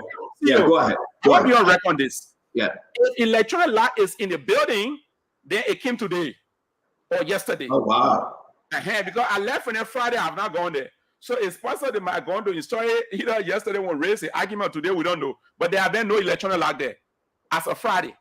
I beg you, Ketema want to come in. How many doors needed electronic logs? Well, they did not quantify it, to be frank. They said to us the major entrances. And if you look at the major... Yeah, how many? If you look at the major entrances, you have one leading towards the speaker direction, one leading under the pavement where normally car park is 2, that's about 3, one leading towards between the old building, the new building, 4, one leading between the old and new building, another one facing towards the old building, 5, one leading when you come from the rectangle to enter, another one is there at 6. So from the House of Representatives, I would say 6. At the back, okay, we have back 7 of the old building, back is there at 7. Then towards the ACA, I don't know if that was captured. 8, I would say there are 8 major entrances as far as I'm concerned on the House of Representatives, because for the information, I have been in that building as a staff working from 2010 to present before being elected in the by-election in 2023. So I had from 2010, there's no part of that building I can tell I don't know about. Thank you. So I want to tell you how this on the 5,000 came into the retreat. There I want to come out. No, we're not there yet. I think we'll get there. We get it. Ketema, let's stick with this on the 5,000 if you want, please. Just for electronic logs for 4 doors, 4 to 6 different entrances. Like some 8 or 9. 8 or 9. We'll give them 10. Ketema, talk to me. 75,000 USD. You're getting 10. I like that. I'll get 10. I like 10. That. Everyone's will get 15. No, on a serious note, your story captured our attention. And we know the details. We'll get to the details. But you're basically saying this $75,000 represents a problem, represents a corruption, represents a wasteful spending, represents misuse of meager resources for the country. If that's your point. Yes, that could be one of my points. And another major one also want us to Let's capture start with that is one of your points. one. Go to the next point. The next point is No, let's it start was- with that. So that's one of your points. yes. Now, no, let's stay right there. So basically, the 75,000 is a wasteful spending. It's a symbol of corruption in the house. But there's also a question. No problem ever creates itself. Somebody is responsible. Who's responsible for the problem? Yes, CEO, please inform me this. Is it a cartel in the house? I will respond to that. And who's the head of that cartel? I'm saying to you And what is their interest? that I want to start with the main point. The fulcrum. The fulcrum is the 75,000 was not used for the internal purpose. It went into people's personal pocket. Before talking about wasteful spending, is using it for the internal purpose. It would be wasteful, but not being achieved, but being realized into people's personal pocket is more critical, and it requires more investigation than it being wasteful. That's my point of argument. Right, we understand the point. Who the people? Who the This is people? and this is why we need investigation. See what I say, what? Who are the people, Ketema? I beg you, Ketema. Who are the people? The leadership. So this is why I say to the same way. I don't know your leadership. Can you call names? I come in with the leadership. Yeah. Yesterday in the presentation of the modernization, they gave us this beautiful plan. I came in with my inquiry. I said, okay, thank you. But you cannot be telling us that you need additional money to make this place modernized when you are being given an initial amount to modernize this place and you did not use it for the purpose, and the purpose in which this money was given for, it was not utilized. Okay. Then the chairperson, let me land there. No. The chairperson comes in and say, thank you, Honorable Colette, or Procedure Corporal. I'm not the one who received the money. At the time the money was issued, the modernization committee was not constituted. So the money went to the Committee on Rules, Orders, and Administration headed by J. Marvin Cole of Bon County. So Representative Colette. So at that point now, hold on one second. Hold on. Let you finish, Ketema. Ketema, I beg you, let you finish. Let you finish. I beg you, Ketema. Okay, go ahead. You got it. We don't want it made the real hold over here. You know. So at that point, or call in a section in a hearing or at the retreat, he came over and outburst on me. And there were a lot of things he said. So my issue for him was, my man, I'm not come for all these things you come for. What I come for is this 75,000 why we have not obtained the electronic law in which the money was given to you. So he has defense because I come with a thesis statement and I want to stick to my thesis statement. And attempt to leave a thesis statement, you might be mismatched into different argument. My thesis statement, why this 75,000 was given for electronic law in February. Up to present, we have not received it. He comes in with defense. The mayor is lying. In fact, the 75,000 was received by the committee, but we used it to process the article we gave to your bang. I said, what? Are you killing me? 75,000 to process article? Why the house could not purchase her own equipment to just process this article? Tell me. Rationally, look at that. How can you tell me you use 75,000? And besides 75,000, it also interests the CEO to know that none of the two buses has been purchased. And the two buses purchased and not been purchased is not an issue. For me, the greater issue is coming behind. The two buses have not been purchased. There are two greater issues on the bus issue.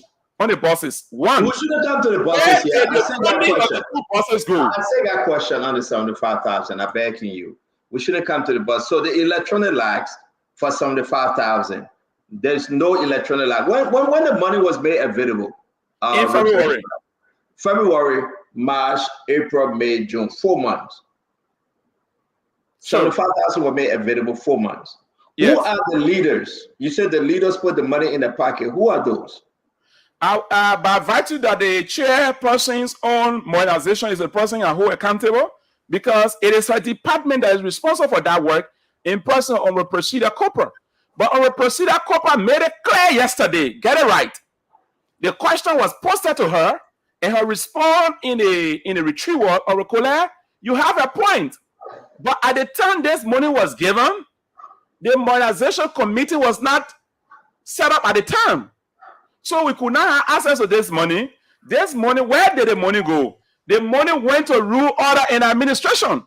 The chair of Ways, Means, and Finance validated that. that rule order administration received this money. And rule order administration further validated it to say that said amount was used for the procurement of ID cards. You understand what I'm saying there? So the issue of the modernization committee on the procedure, her involvement is clear. She's anybody in the building receive ID card worth 75,000? Let me say this. In a discussion presented to us, they said that they're going to have the barcode on the ID card. Where you know about the barcode, you live in a technological way more than I do. You enter it open, yeah. Yes. All the things, including your profile of each lawmaker, your district, your activities, and some of the major activities. Those were things they said to us, they can join us on. But we're interested to know, for those people who have the ID card, like I said, I don't have ID card up to present because, like I said, the first one, they made a mistake on it, and I made a mistake, but was given to me by a fellow whom I don't know from nowhere. At Dumoro Junction, because at the legislature, particularly the house right now, every day that break, there's a recruitment. So anybody in the building have, any one of your folks have an ID card that is electronically made? No, the ID card, the barcode on the ID card, we're interested to know. I saw the ID card on St. Brown of Nima, district number 1, and other colleagues, even on the Prince Quena, Bone County, district number 1. The ID card they have, if you go to the barcode, you put your camera on it like this. The only thing you will see appear is the building that hosts the Liberia legislature. In the Liberia, will say the Capitol building photo is the only thing that appear there. No other activities. CEO, if there's any other feature that appear on that ID card, with the exception of the building that hosts the Liberia legislature in the Liberia, will say the Capitol building, that structure. Believe me, not anything I tell you. So, wow. Like the American would say, we don't want to get lost in the weeds. It means we get lost so much in the details, you don't know what the point is.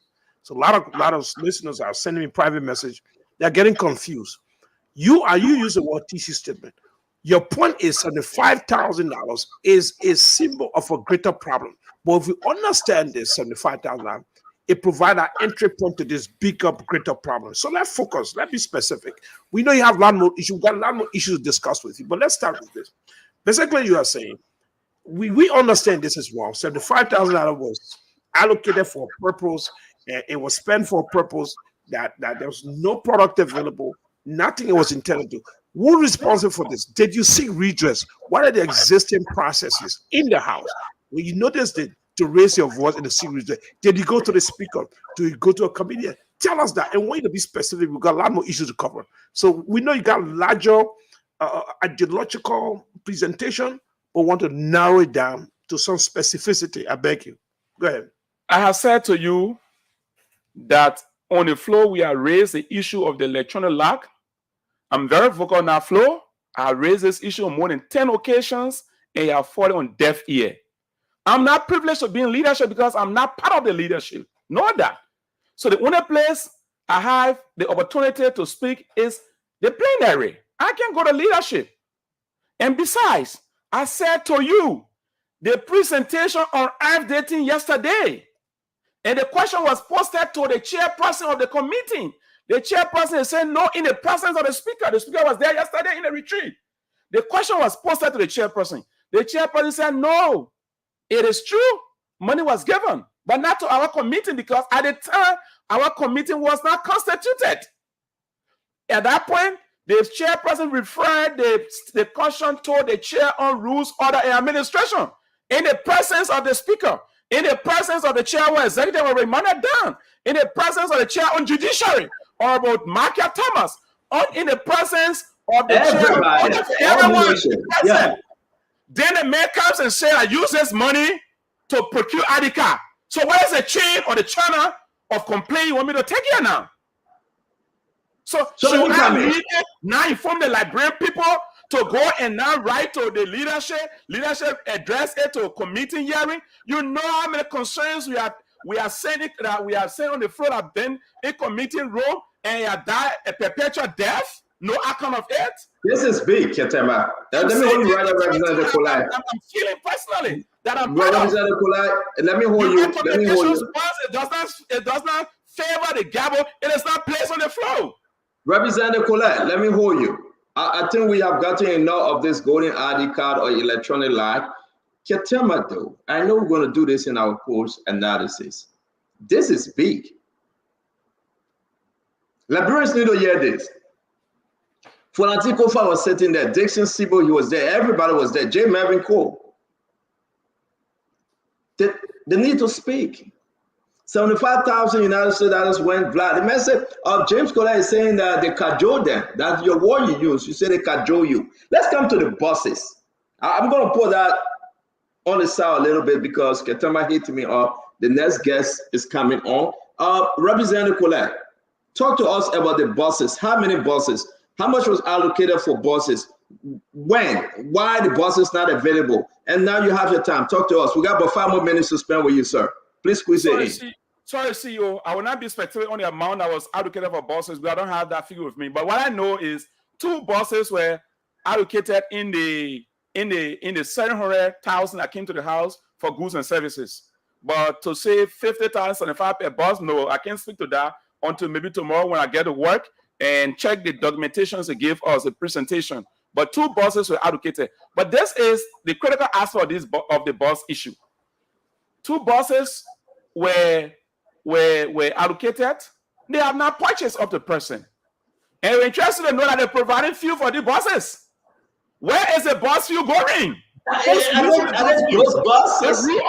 rule order in administration head about J. Marvin Cole, Honorable Abu Bana Kamara co-chair, Honorable Jerry Yokwa member.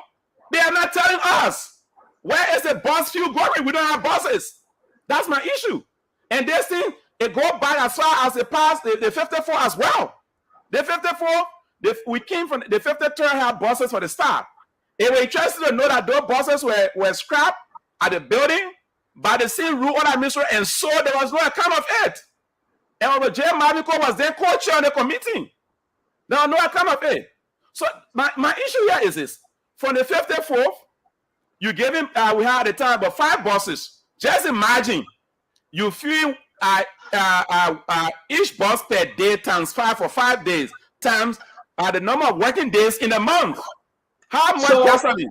So we are telling the Liberian people, or you are telling the Liberian people, because it's 9 p.m. in Liberia, 5 p.m. here. We totally all of time. I hope we can have you tomorrow or Tuesday, whenever you're available on the Bigger Spoon Talk. But you are telling the Liberian people that here we are spending money on fuel. And Liberians, I want you to listen. Spending money on fuel for ghost bosses. Even for generator as well, now the ghost bosses generate once LC go off in that building. We don't access current, but there's fuel allocated for generator. You also allocated money for generator, but no generator. They have the old generator there. They said generator repair. Whatever repair, not repair, that's not my contention. My contention for the generator is there is fuel allocated for that generator. And we don't say generator can't, or they don't put it on. Once LC go, if AC is off for 3 days, 4 days, that building will last in perpetual darkness till the Liberia Electricity Corporation return. Okay, Stanton. I got the impression a few days ago that you and Melvin had a long clash before. You guys have been having a clash for a long time. Is that right? Clash is a normal thing for legislators. No, I'm not saying for legislation. I'm not using general. I'm looking at specifically Melvin. Have you had a clash with him directly before? Forget about. And I just said we have had clash with a lot of legislators. I'm not talking about. I'm focused on Melvin. Not focused on Melvin. Why we want to narrow this on Melvin? We're not asking about Melvin. We come to discuss the benefit of the house that Ben kept in pocket. Yes, sir. Colette, we share your passion, but you're resistant to answering a question that raises concern to me. Mm-hmm. I don't want you to resist. You are a truth teller, trying to tell us. Send out the loudest alarm about problem. Have you had a clash with Melvin before? And I'm saying to you, forget about everybody. I'm asking a specific question. I'm not asking you a question. Have you had a clash with anybody before? I said Melvin. And I'm saying yes. Now when other lawmakers want that confrontational, that's a debated area. No, I'm not talking about debate. I said, have you had a fist fight with him before? Have you had a fist fight? I think the word fist fight is strong, but I will say we have a clash. We had a clash, physical clash. Physical clash. My brother, clash or clash. I don't know how you classify. No, which one is this is physical. that's different. If you had a verbal exchange, We had a verbal exchange. We have a physical clash with him. I'm told by few media folks that you've had a physical clash with him. Is that That's right? what I'm saying. Yes. Okay. So basically, how does that my physical clash with him takes away the issues that is at bar? No, I'm trying to. How does that take that away? No, I'm trying to understand something. I'm trying to get a context to our viewers because there are different sides to a story. And our job here is to make sure we represent all sides. Our job is not to serve as a tool. So what you did, you raised an important issue, and that's why you're here in the first place. We could have called Melvin. We choose you. So we want you to be fair and honest with us. Whether this is an existing problem that exploded into this outrage or just an outburst against a person you had a clash with, or this is an important issue. That's what we're interested in. So I respond to you. Right, go ahead. It's not an existing problem. Okay. It's a problem that we think that need a solution. Okay. Or we call out had a clash in the 54, and we've been cool. The same media colleagues are saying information as them. Or we call out, we come from the we have series of conversations. During the speakership election, I was saying on the courthouse on many occasions. We interact on a friendly conversation. But that my issue, my point of advocate, the first thing I say, I hate injustice. It's not because Oroko is my friend, or we come from Bone County, or the person does wrong. I will not flag it out. No, that's not my DNA. And let me also say this.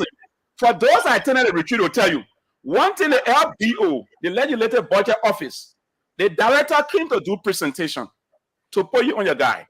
I said to the director, I said, Mr. Director, we cannot be asking the executive for budget performance report. When we are also a legislator, we have no access to our budget performance report. So is that recall I was targeting again? No. So let me move on. And I know folks, we can announce that the representative have accepted our invite to join us tomorrow, that we can go deeper into this conversation. Excuse me? That's Representative James Kohler said he will be with the Spoon Talk tomorrow because we cannot run all the time with Representative James Kohler. We have Mr. Adama Dempster. He's next. He's coming on. But Representative, seriously speaking, ghost buses, fuel going in thin air, generator not working. Fuel going in thin air. How does that support it? $75,000 for electronic lights, an ID card. I mean, have you ever sat down with the speaker one-on-one and asked him all these questions? On many occasions, I've engaged with speaker. I mean, what have you said to these things? At one point, the speaker told me that he was going to engage the committee responsible, and whether he engaged, he did not engage. We don't know the outcome. This is a everyday crowd at the building, and it will trust you. That's why I told Honorable Belete yesterday.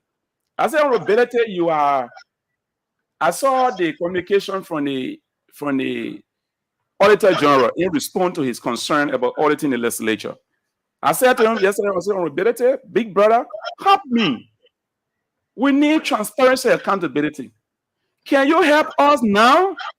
Since you are a friend to the leadership, you have proximity to leadership, let the current leadership be accountable. In as much trying to audit the past, let the current be accountable. I support it all. But let us start with what we have on hand. You cannot be doing the wrong thing to us. Then you say, go back at the to correct it. We need to correct the past and also correct the present, not only the past. So are you saying your colleagues, some of them or most of them, the speaker, the deputy speaker, the speaker for Antikofa, Thomas Fala, J. Melvin Cole, Dixon Sibo, coming down the line to everybody involved? We are hearing massive corruption. Let me not put people credibility on the line, please.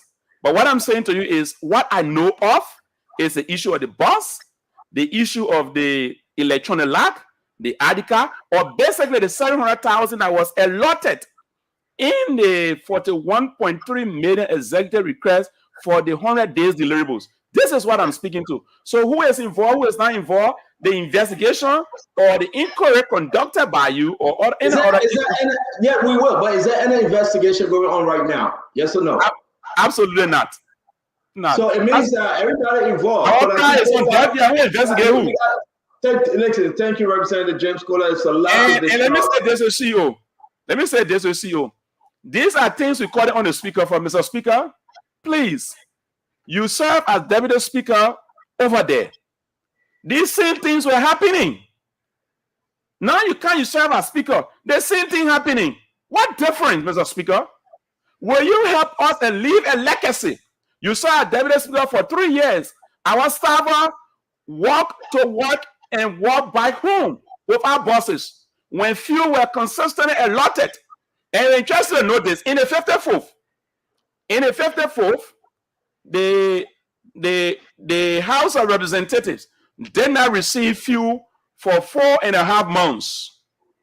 So that was budget. It was brought for budgeted according to the Ways, Means and Finance Committee for the 55th. Unfortunately, Finance Ministry said they cannot pay. Why? They fuel the 4 months and a half fuel was received. Who received it? So my thing is that the beneficiary did not receive it.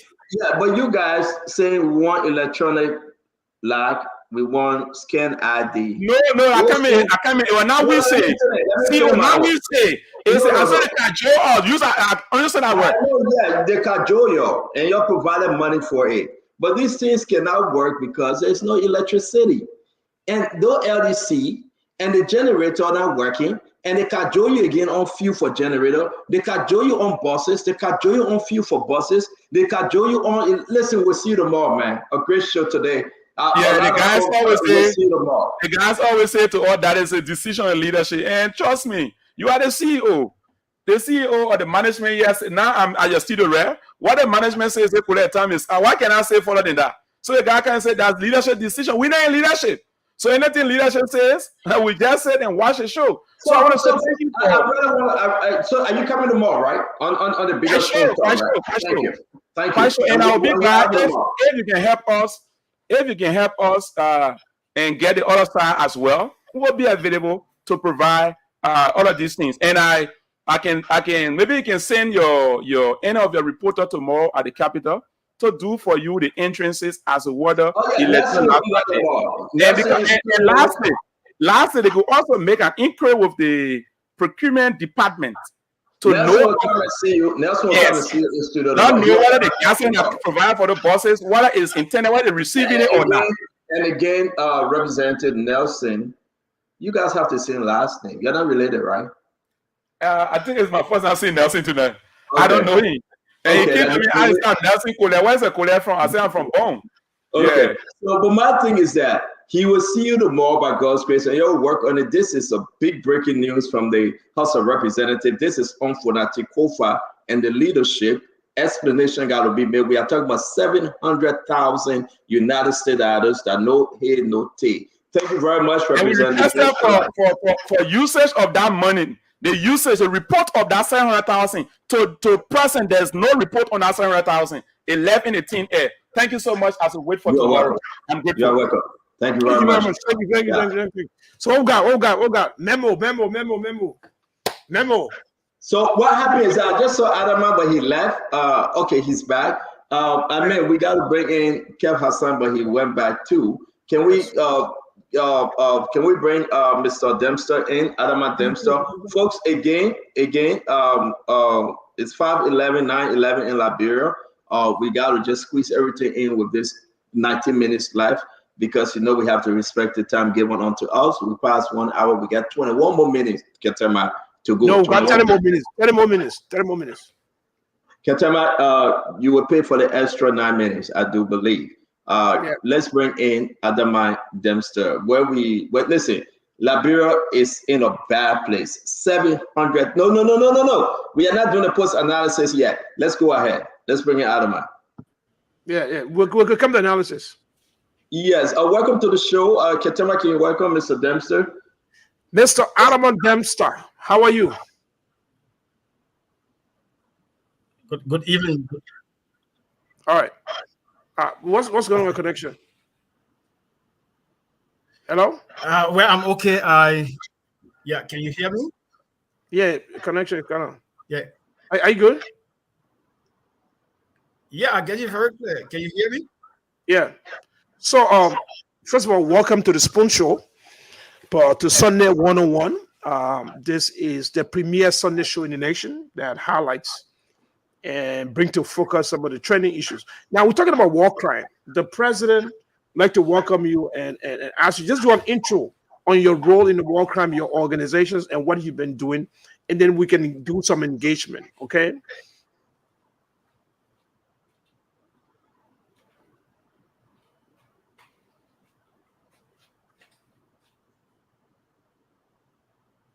Great.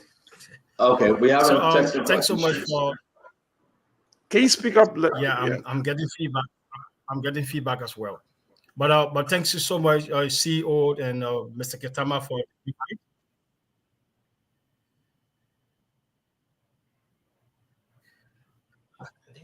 You have to go out and come back in. Can you go and come back? Can you go and come back?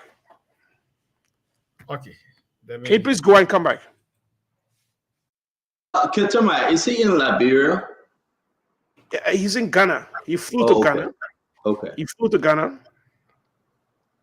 All right. So it did Ketama. I know we want to hear from him, and what I'm hearing from Representative Colette is big, yo. It's big and bad like a mother. Ketama, we're going to sit over here and just 700,000. 75K. No, 700,000 were allocated for goods. And Okay, yeah, right.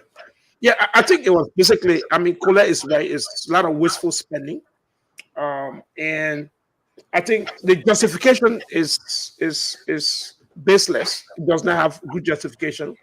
They get 75,000 at first for something 700,000 out of, and one of the things people have said that they should audit the house. I think they need to audit the house, and to make the kind of correction we need, it needs to be a full auditing.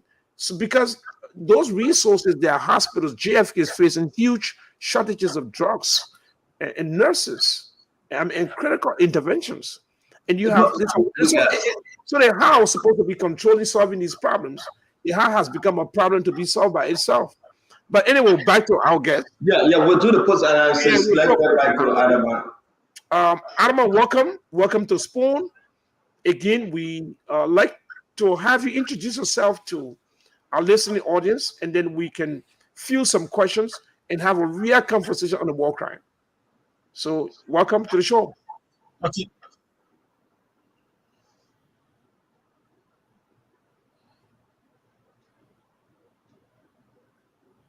What's Thank going you. on? Go ahead.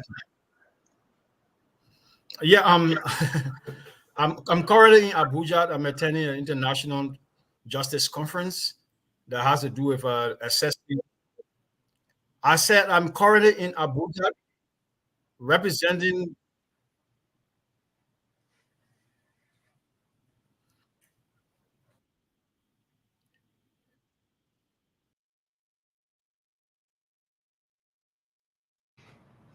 I don't know. He's speaking, and yeah, I thought he was in Ghana, but you say he's in Abuja, right? Mm-hmm. He's in Abuja. He says he's in Abuja. Well, I don't know. But Stanton, let's be having a conversation on the war crime. Let's start with war crime. We'll come to the other issues. What's your thoughts? I agree. You want us to talk about war crime, man. But I want to go into my backyard. The House of Representatives get about the people that wanted to do war crime would bring them on. The Jerome Verdell, the Adama Dempster, the Hassan Benete, they would come on and do that. Now we have Jonathan Massacre on the list. But Ketama, for the sake of God, 700,000. This is a reply, right, from one of the lawmakers. This is exactly what he said. Let me read it to you. He said, tell Ketama, at no time have money in the 112 budget for buses. He said, no. He said the amount budget for the House of Representatives in the 112 was mainly for salaries, 50% of gasoline for lawmakers and their staffers, along with central administration staffers of the House of Representatives, furniture, office repairs, ID cards, access passes, locks for the House of Representatives, chamber doors, and other entrances to the building. No buses. Now, James Coder that just left said, how can you get salary in $700,000 when you have 26 million on the line for salary? Somebody is not telling the truth, Ketema. You got 26 million for salary, then why you including the 75,000 for salary? So is this person agreeing with Jim Scholar or disagree with Jim Scholar? This is Representative Jerry Yogbo that disagreeing with Jim Scholar because he called Jerry Yogbo name, Jerry Yogbo from District 12. So James said he challenging Jerry Yogbo to bring the documentation. Jim Scholar, he challenging Jim Scholar. No, James Scholar said he challenging Jerry Yogbo that this information he giving is wrong. Okay. It's a lot going on. Listen, for the Liberian people to just a year on the show, that 700,000 was set aside for goods and services, and all of the 700,000, 75,000 is not was given for electronic logs, buses separately, fuel for generator that is not working, right? Ghost buses, fuel. They're giving you money for the buses that are not there, Ketema. You're going to sit here and be quiet, Ketema, when these people that since February, they've been spending money, J. Mavico been spending money for buses that are not there, but they're supplying. Who are they supplying the fuel to? You can supply fuel when there's no bus. But that's the point I'm making. You taking money. We get money allocated for it. So where the money going? I mean, why are the buses? Maybe those are the new buses that coming in Lofa. You see the Facebook thing, the government bringing buses. Don't you think that's it? But Centum, again, the house is broken and the house is dysfunctional. The house is broken. It is a political casino. It is a cash cow. So we know that. That is the problem is already identified. The thing is, can the new leadership make that change? You have new, fresh, and exciting leaders. You got new guys that are coming. So the issue is, okay, let's try to announce that we'll bring Mr. Dempster back because we're all of time. I'm begging you. I know you want us to do the war crime code. His internet is not working. Once we set it up, we can bring them back, Ketema. We have to do the post analysis, which of course is important. It's 5:20 my time and it's 9:20 your time. Well, I mean, what say you, Ketema? Yeah, let's bring him back. Yeah, so we'll bring him back to next week, correct? Why no now? Is he have a problem now? I mean, the time is running. When I get enough all of him, let me find out though, because the war crime team we have to look at because the appointment issue, the different groups that issue a statement against Jonathan Massacre, and the whole debate. I spoke to Massacre, so I think it's an important issue to address. So yeah, but we cannot address it when is he waiting? Problem. Is he waiting now? Is he waiting for what? Is he waiting for what, Ketema? You can tell what is in the back. I can tell. You can tell. So check. You ask whether he's in the back. Yeah. He just went off and he's logging coming on. I think his internet is tripping from Abuja. Okay, we can try him again. Let's try him. He's back on. All right, Mr. Dempster, are you hearing us? Can you say something?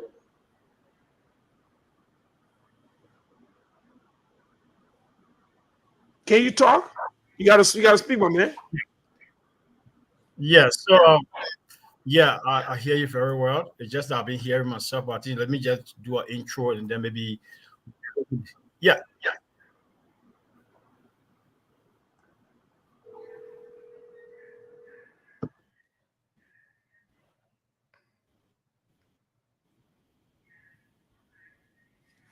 From you, not me.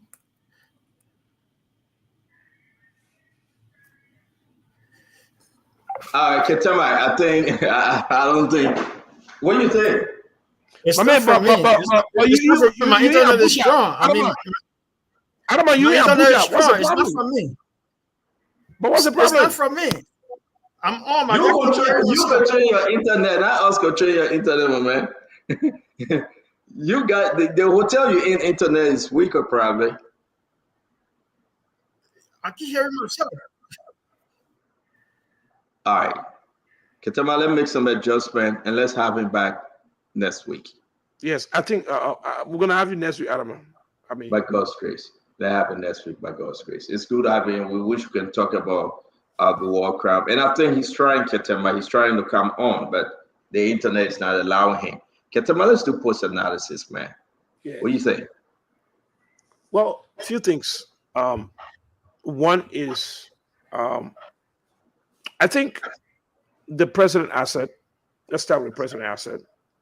I think that is unprecedented. Let's give him a credit for the first president of Liberia to declare and publish their asset. It is a good thing. There were some delays, there was some pressure, but I think it is progress. I think we impressed with that.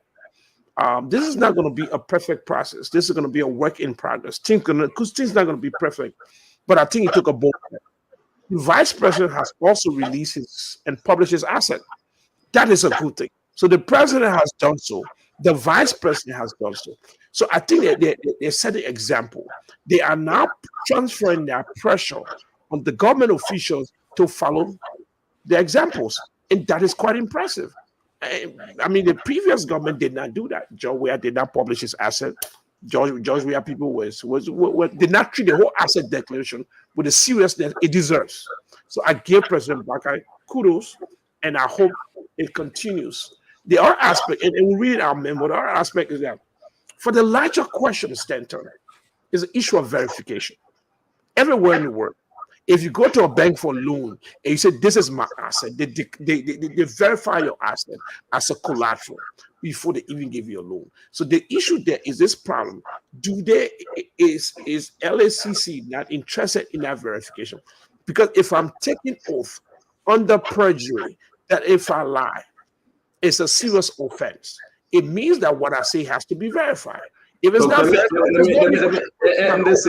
listen, I understand, and I know you very well, Ketema. I understand where you're coming from with this story. Kudos to the president, 100%. I would give it to President Joseph Yimabwaka. I think he got nothing to hide, Ketema, and you know that. But I will take this time because Kev got to join the post analysis. Let me bring him on, and then we'll continue. Welcome, Kev Hassan, and I believe that we'll get to you shortly, Ketema. It is not the president that sedition should be running and say the president is in error, Ketema. I don't believe so. The president declared his assets. I'm still giving my point. I know you still giving your point, but we are allowed to interrupt each other, right? Okay. I just don't. I mean, you want to attack me, Ketema? You brought this to you. You can attack me. So let me try to attack you. I just testing, my man. And you crashing. I just testing and you crashing, my man. You crashing. No. Put yourself together. Put yourself together. I just shake you a little bit. And you crashing. Relax yourself. Put yourself together. I don't want you to sell something to the Liberian people. If you got problem with LCC, take your LCC problem and let us solve it. Okay? George Madden, we have declared a fake asset. A fake asset. One golden boost for $20 million. LCC should have gone to Europe to verify that. George Madden, we have said my boxer award, my clothes, everything costs $30 million. Katema, can you call LCC to go verify that? Mm-hmm. Joseph Yima Braga said, I get 3 cows, and you're asking the land the cows sleeping on the grass and eating. Are you serious, Katema? That's the argument you want to sell to the Liberian people? I mean, what's your point? My point is that the president did the right thing. The president did the right thing. But still, you're misquoting me. No. You're misquoting me. I didn't say that. I said the president do a right thing. But we have 2 issues. The president is doing the right thing, but there's a system issue in the future. The system question is verification. It has nothing to do with the president. The president is not responsible. Take the president out of it. No. If you got problem with LCC, you are listening to what Kevin telling you on the show, on a phone call, not me. You are confusing what I'm telling you and what Kevin telling you on the phone call. If you got a problem with LCC, that's why you broadcast. That's why you broadcast, because I kept words in your voice. I'm not talking to you like that. I don't talk like that. If you got problem with LCC, go to LCC. That's what I'm telling you. If you got problem with LCC, all of the sedition that not having problem with this document, they never have problem with George Manaway record that he failed to publish. No, I did. We are on Spoon. Center. We are on Spoon. The issue is that the issue about asset declaration was that designed for Bakai. It's an idea. It's a concept. And these ideas can be improved. That our laws are amended to improve, to change by time. We are saying the idea is good, but these are needs that need to be improved. That's the process of our democracy. Or else there'll be no need for new ideas. Thank you. I agree with you. I agree with you. Clarification is the I agree with you. I agree with you. Your name is Abdullah Kiatama. Your name is Abdullah Kiatama. You're a human rights guy. You're a strong advocate. You're a strong voice.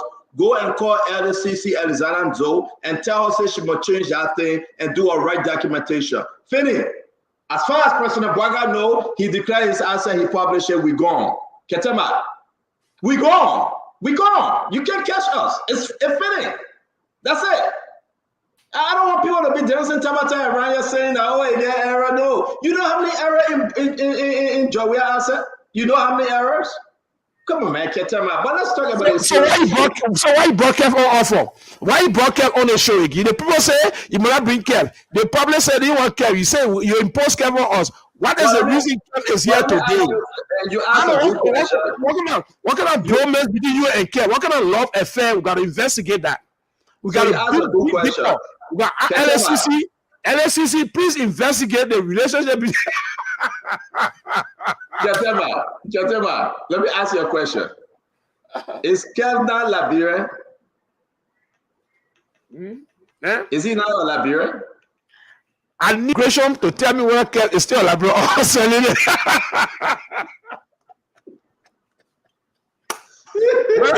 What a fitter man or a Liberian man? I don't know.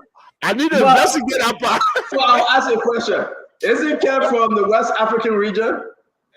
And you don't want to declare that he's a Liberian. Isn't Kev from the West African region? No, we adapt as a Liberian. Liberian adapted the man.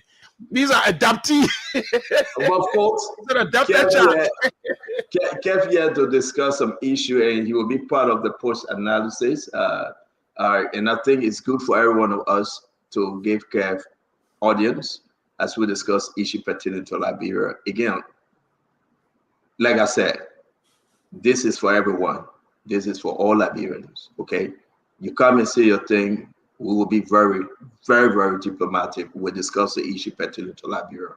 And we have to be engaging. So I appreciate you, Katemba, for even allowing on this show, which is your own show. You created this, that Kev can come and speak. Kev, again, welcome to One-on-One with the CEO. Well, thank you, sir. We hearing something, Kev. Something playing for you. Yes, a deep echo. Oh, echo? Yeah. Yeah, it's like something just. I don't know. I'm not. There's nothing playing in the back here. Maybe that's your volume. Yeah, but you hear me, man. I mean, what? Yeah. You got fan or something? Laptop. That's the reason, because my mom's died, so I just transferred to my laptop. I think it went down a little bit, but talk to us. Again, I would say, it's good to be on Spoon. Spoon was created for the people. The last time I was on a couple of weeks ago, a lot of folks did not get what I said, but I just want to make it clear it's not going too much into situation, but I just want to make it clear that the issue with Madam Richardson and I, we spoke in the back. We have resolved the issue.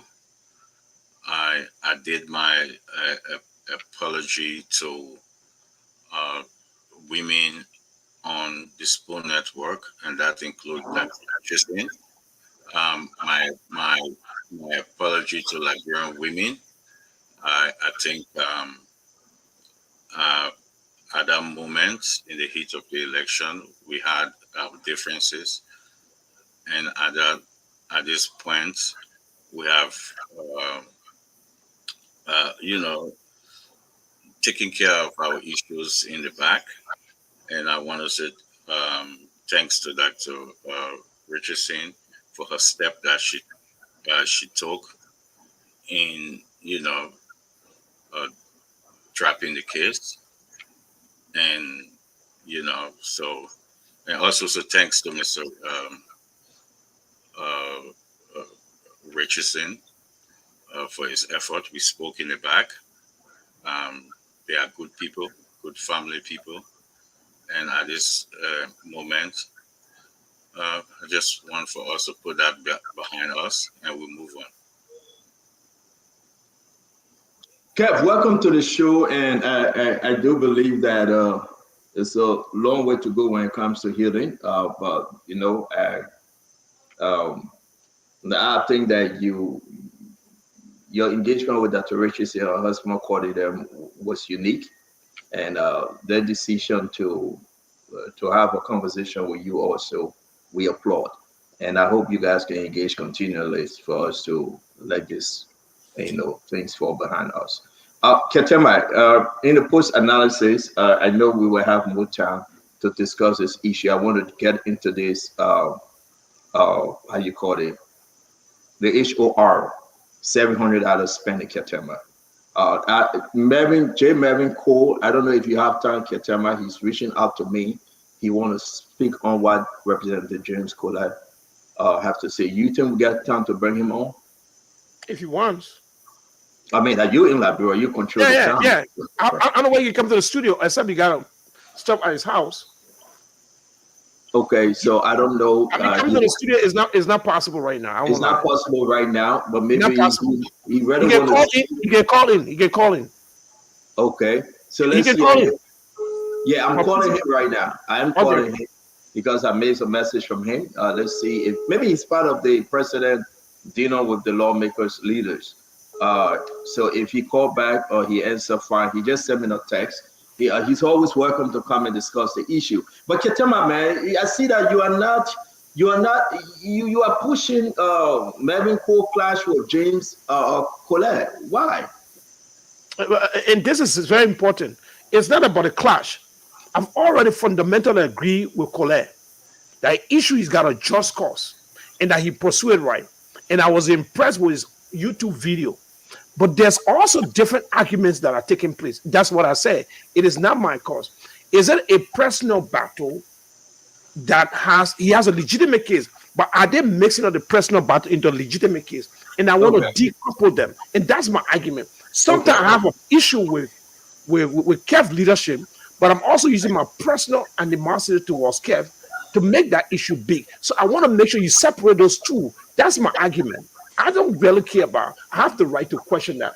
Now, the other aspect is other people were sending different perspective on the same argument he was making, including somebody that was his ally, that he feel that he has a legitimate case, but he has to abandon his personal beef with this person and not confuse the two. Stanton, I can have a legitimate issue with Ken, and then I add a personal issue to it. It undermines the real legitimate case.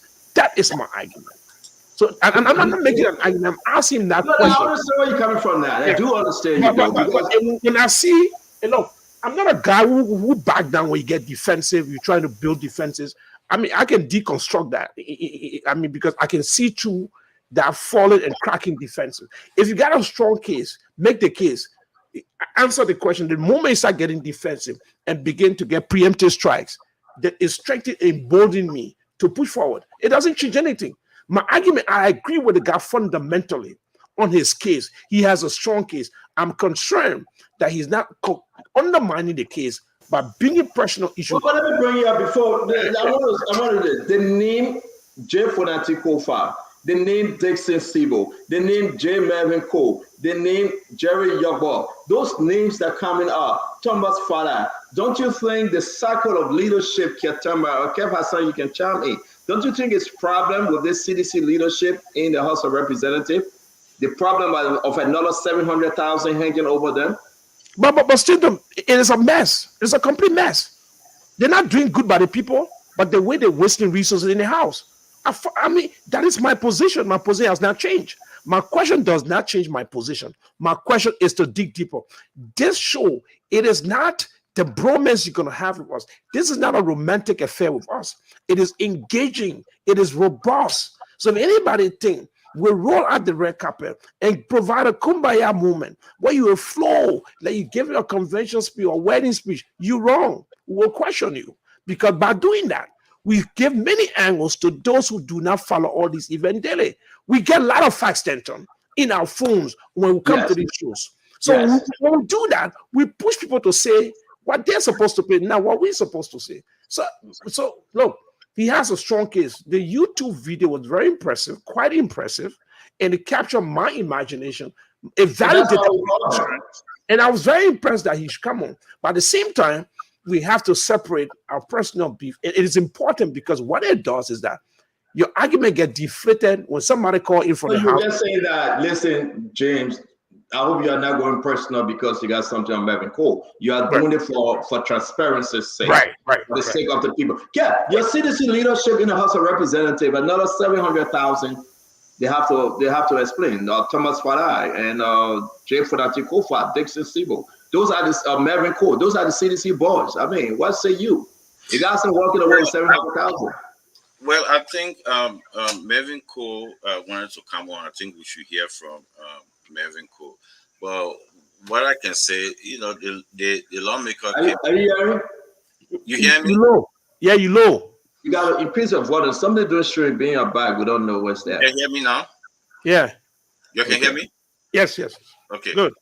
Yeah, I said, you know, the lawmaker came up, you know, say all his stuff where Melvin Cole wanted to come on to talk about it.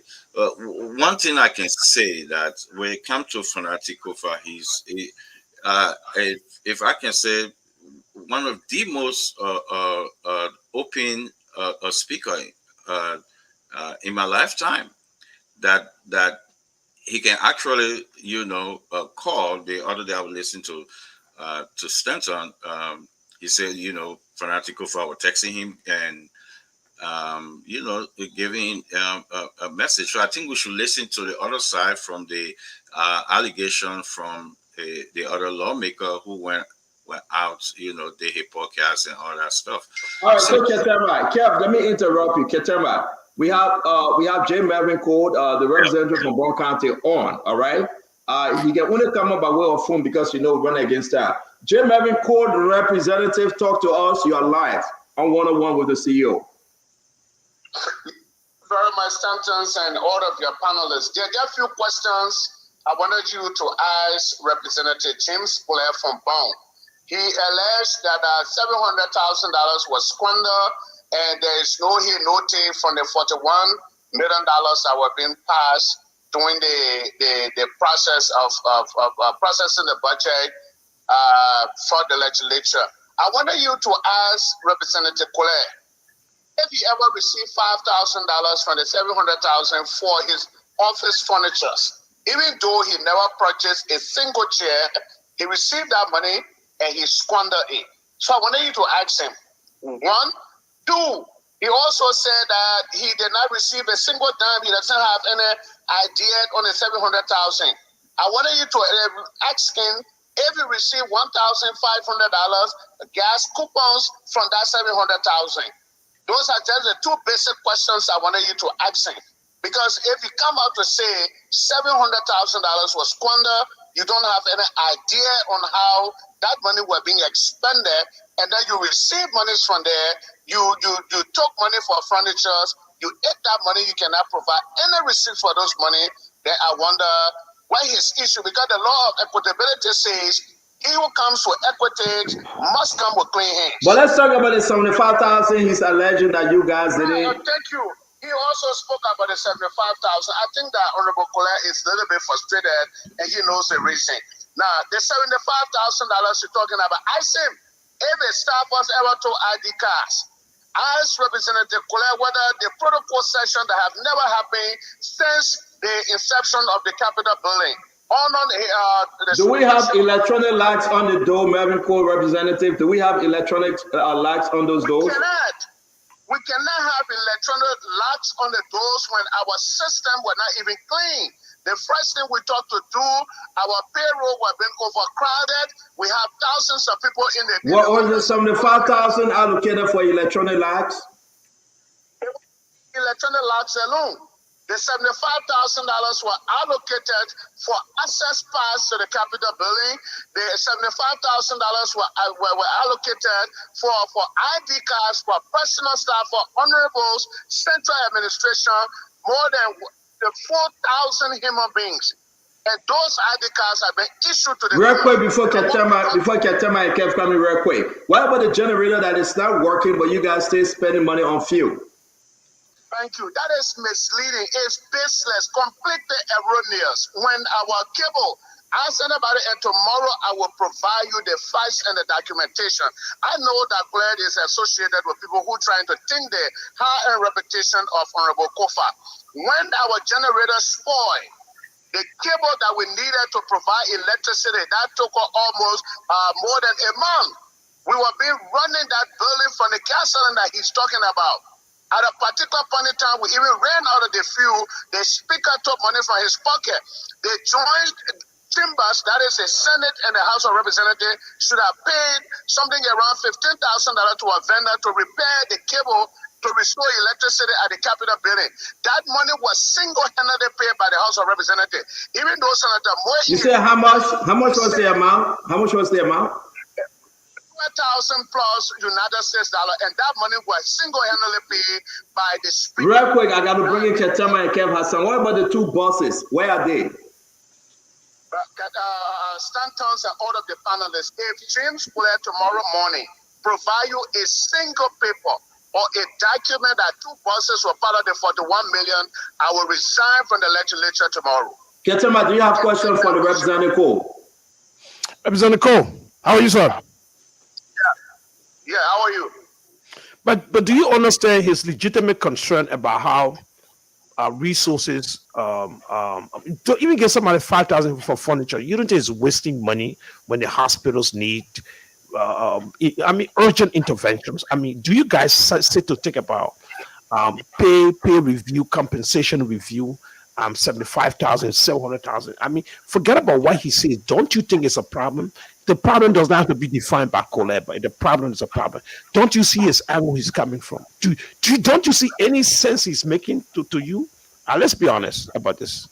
That's what many people think on the street about the way the house is conducting things. Let me be honest with you. I do not see the sense that Colette is making. Because there is nothing wrong with a lawmaker office being furnished with 5,000 United States dollars. There's nothing wrong with that. Absolutely. Nothing. The very United States of America that you are seated and speaking this evening, as a lawmaker, the value of the offices that they represent, as how much they've been spent. So if a lawmaker got elected from Maryland County and came to town, and that man does not have a single chair in that office, how are you expecting to run that office? The office should represent the honorability of the people who are elected to represent over 5 million human beings. So nothing wrong with that. So are you saying... Listen 1 minute. The hospitals will be prioritized, for which we did, but you cannot tell me to spend 5,000, even 100,000 on a lawmaker is an issue. It's not an issue. Okay, so if you think he did not buy, let's take for example, there are other lawmakers that left the seat. Do they take the chair homes? Do they take all their furniture home? Why do you have to buy new furniture every session? Why? Do they ever take the furniture home after the last election? No, every election, man. Every election, not every session. Stanton, yeah. There is no reason why you would tell me I should be able to use a single chair for 6 years. It does not make sense that you're telling me as an honorable I should use that chair for 6 years and that chair should remain there for another lawmaker to come and use it for another 6-year term. Okay. Those chairs, there are visitors coming in your office, people sitting on those chairs for 6 years. Later you realize that's why we have a policies in this country that after 3 years, the government in fact should be able to purchase cars. No, you got to help Fanatic Kufa.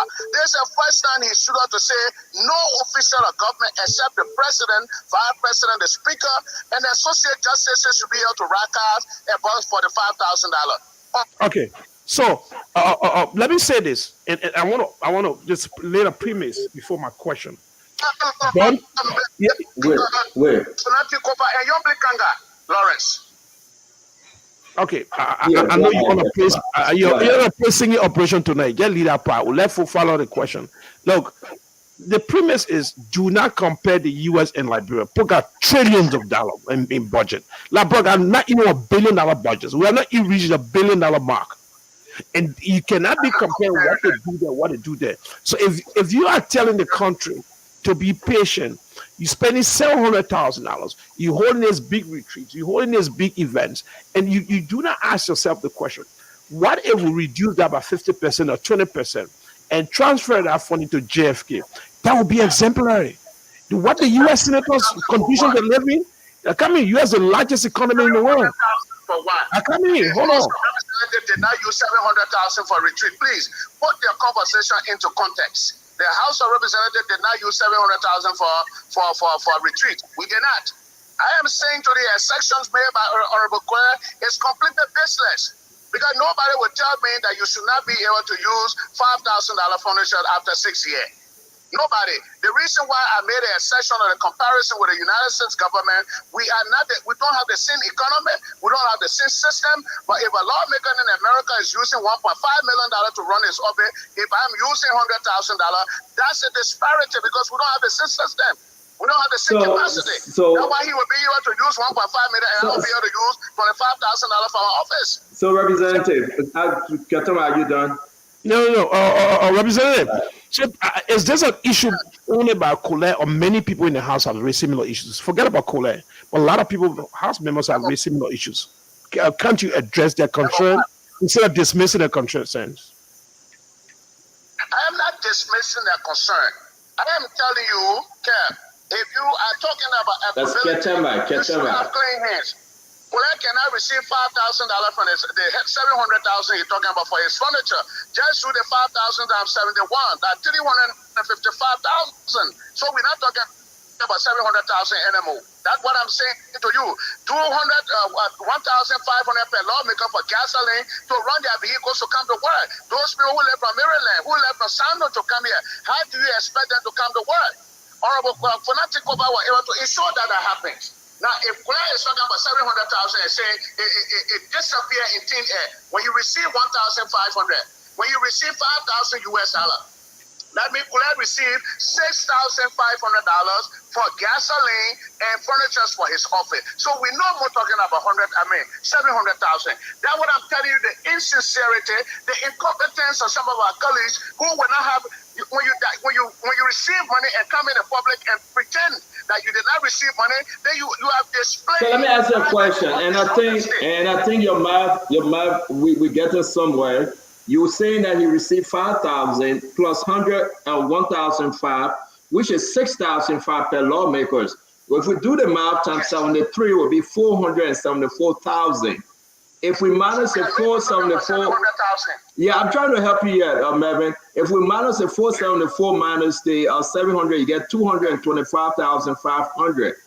But now the question remains, are you showing these, are you guys having a conversation as to the what about, because he said he asked you a question and you went into right. You said that, listen, electronic light, 75,000. You said no. There was no money allocated for electronic light for 75,000. No, I did not say so, Stanton. Okay, help me. Correct me. I said to you, it was inclusive. It was budget.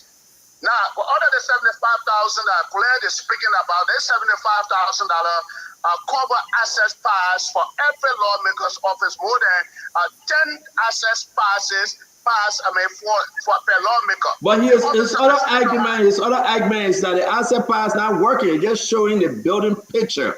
Nothing is on it. That's not true. That's what he just said. We have a barcode. Listen, when we finished, Stanton placed a call to Honorable Musa Ability. At the retreat yesterday, he told the gentleman, this article is up to standard. This is the first time we have ever seen it. I myself did not even know. So is the article electronically opening those doors? No, you have to give me chance. The first thing we wanted to do is to regulate the inflow of people on the grounds of the capitals and accessing people offices. We wanted to firstly identify the legitimate people that should be in the building and give them identification cards. After we should have done that, our payrolls were being audited.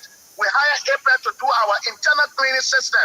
Those are the things that took the time that we have not been able to install or modernize to do. Because if we did that, you will have every person that will have that card in their hand, then you are a legitimate employee of the House of Representatives. And that's a process. Was there any bidding? Was there any bidding done for the 75,000?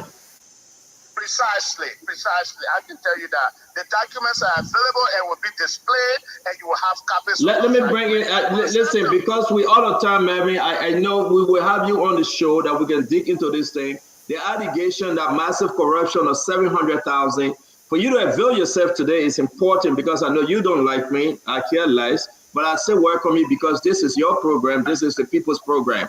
So now I think you save yourself, but we're still left with 225,500 United States dollars that you got to account for. But you know why I gave you the Stanton, you know why I gave you the information that I gave you? Those items that are procurable. I am not the finance officer or the chairman of Waste Management and Finance to give you financial report. I am speaking to the specific of those items that should be procurable or are procurables. Those are the items that I'm speaking to because they are under my jurisdiction. Okay. So I have to speak to those information. Then lastly, it's so bad that we have to come in the public to make this essay, to talk about this report. I am aware that Speaker Cooper spent 30,000 United States dollars on the free road services of foreign colleagues, including Honorable Quadro as a family. They received more than $20,000. Senator, So okay. we should not just come and make a blanket exceptions and try to denigrate the high-end. So is it 10,000? Is it 10,000 from the 700,000 too? Precisely. The record, that's what I said. I will not make financial report because I am not a chair on Waste, Means and Finance, but I have a privileged information that I'm giving you, and the Waste, Means and Finance will not contradict this because they are under my jurisdiction. One last thing, and we'll go back to Ketema and Kevin because I know you are busy, man, this Sunday. I just want to know, you just said that even if the 100,000 is not enough for your office, under these conditions, can you correct me? I did not say so. Can you correct me, sir? I said, you were saying to me you cannot compare the United States of America to Liberia. I said, yes.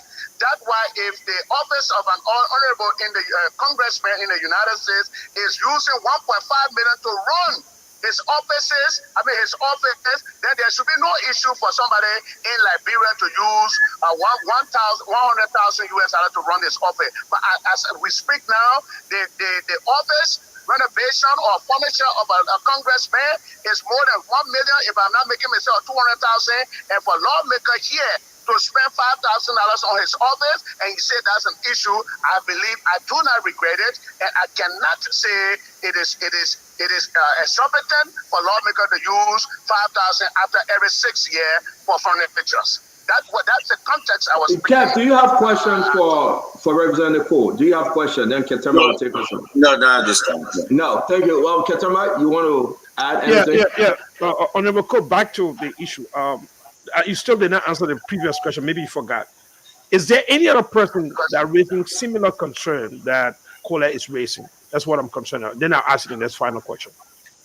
Yes. I believe so because when Claire made these blanket statements and those representatives who just came in, and some of them don't have the full details, they will have the same concerns that Claire had. And that's why we will have to provide, and we have been trying to provide the clarities that, look, Claire is misleading you, and that is not advice. And those documents will be produced for Claire to understand that what he's saying, he's speaking out of ignorance or maybe out of dishonesty. Because if you receive 6,500 from the 700,000, you can't be talking about that massive corruption, 700,000 disappear. And the records will be displayed tomorrow that Colette did receive these monies. Okay, now, the quick follow-up question is, so you think Colette will just raise this issue because he wants to raise it? Is there nothing concerning that he saw? What is the motivation then? I don't know which one of you were asking Claire whether there had been an outburst between he and I, and he were trying to stop. He raised that because of his personal aggrandizement. I can tell you, and immediately I finished talking, I will forward Claire's voice to Stanton, listening to him during the speaker's election process, telling somebody, do not vote for Fernando Kofa because Marvin Cook going to get richer and richer. That man's house is almost 25 million. So that is out of peer envy. That is order that has nothing to do with the legislature. So he trying to think the high-end reputation of Honorable Cole because of his personal greed. And Claire doesn't know how I arrived at where I am today. He doesn't know. It took me hard work, determination, steadfastness. If I took 10 years, 20 years to get to where I am, you will not take 2 years to get to this place. Because if you are campaigning and telling somebody the man got a house that worth 25 million, which I don't have, so it tells you that he got something personal, then they'll be holistic. So if Claire received 6,500 from 700,000, he tells you that the money was stolen. If Claire Starbucks went and told ID card for $75,000, he's talking about, he told you that 75,000 disappeared. If Claire can sit on a generator that was being run and the gasoline was being placed inside, he sat in section, then he comes and tell you, no, they stole the gasoline. Then it's personal. It is personal. Thank you. Ketama, you done?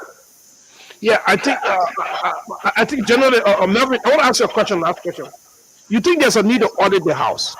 Have you championed that cause to audit the house? If I what? Do you want the house to be audited? It is not only the house alone. Every government institution should be audited. Not only the house alone. Every government institution from 1980 up to present should be audited.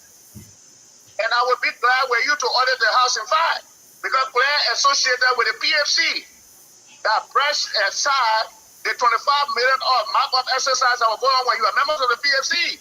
When that PFC was being run by Edward Kabia, who is a political godfather. Claire needs to account for that. Are you linking Kona with the 25 million markup exercise now? Oh, he was part. Do you have any documentation to drag him into the must?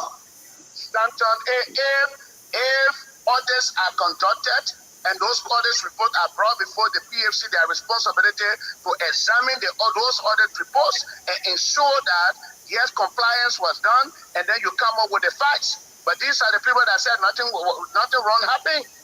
So Okay, Melvin. Melvin. No, listen. Yeah, listen, Chief. I'm coming 1 minute. You need No problem, to no go problem. to the Manarela Youth. 1 minute, please. You need to go back to the Manarela Youth Parliament to audit that institution that Claire headed before, that he was upset and booted out of the place because of massive corruption. If Claire wants to audit the house, we should audit the Manarela Youth Parliament that he headed before, that he was put out of office for corruption and unorthodox behavior. Very arrogant, indisciplined. Okay. We're going to have for that tomorrow. We got to go. Ask the last question. We got to go. Go ahead. Melvin, Cole, you don't think it's important for you to declare your asset? Have you declared your asset? Why are you asking me? Have you searched the LSCC if I have not declared my asset? I mean, I didn't yes or no. Have you declared your asset? Have you declared your asset? I'm not in elementary classroom to talk about yes and no. This is not a yes or no. But just clear the air. Say you have declared your asset. Maybe the guy has not seen it. You have a responsibility. You should be investigated. Before you ask me those kind of questions, you should be able to check with the LSCC. I'm not here to come in the public. No, but LSCC does not. My man. I will not be reporting to the Liberian people on radio to tell you that I've declared. Will you publish your asset, Marvin Cole?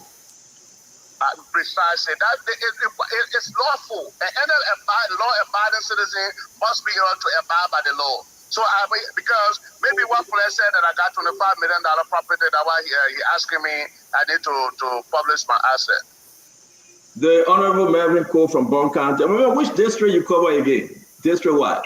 I represent District 3, the capital city of Bond County, that Banga City. I did 60 to 65% of Banga City. Honorable Marvin Cole, thank you very much. We stay called Chamberlain, but thank you for joining us, my man. Let me make this correction. Don't leave the line. I do not have issues with you. I think it's just policy and policy differences. But you are a very fine gentleman. You are a nice guy. I don't have issue with you. Do not mistake that I hate you. I don't hate you. Under policy, we have policy issue that you should not be celebrating other criminals and you are prosecuting other criminals. That's my stand. And I stand by that. There are corrupt officials in this government. Listen.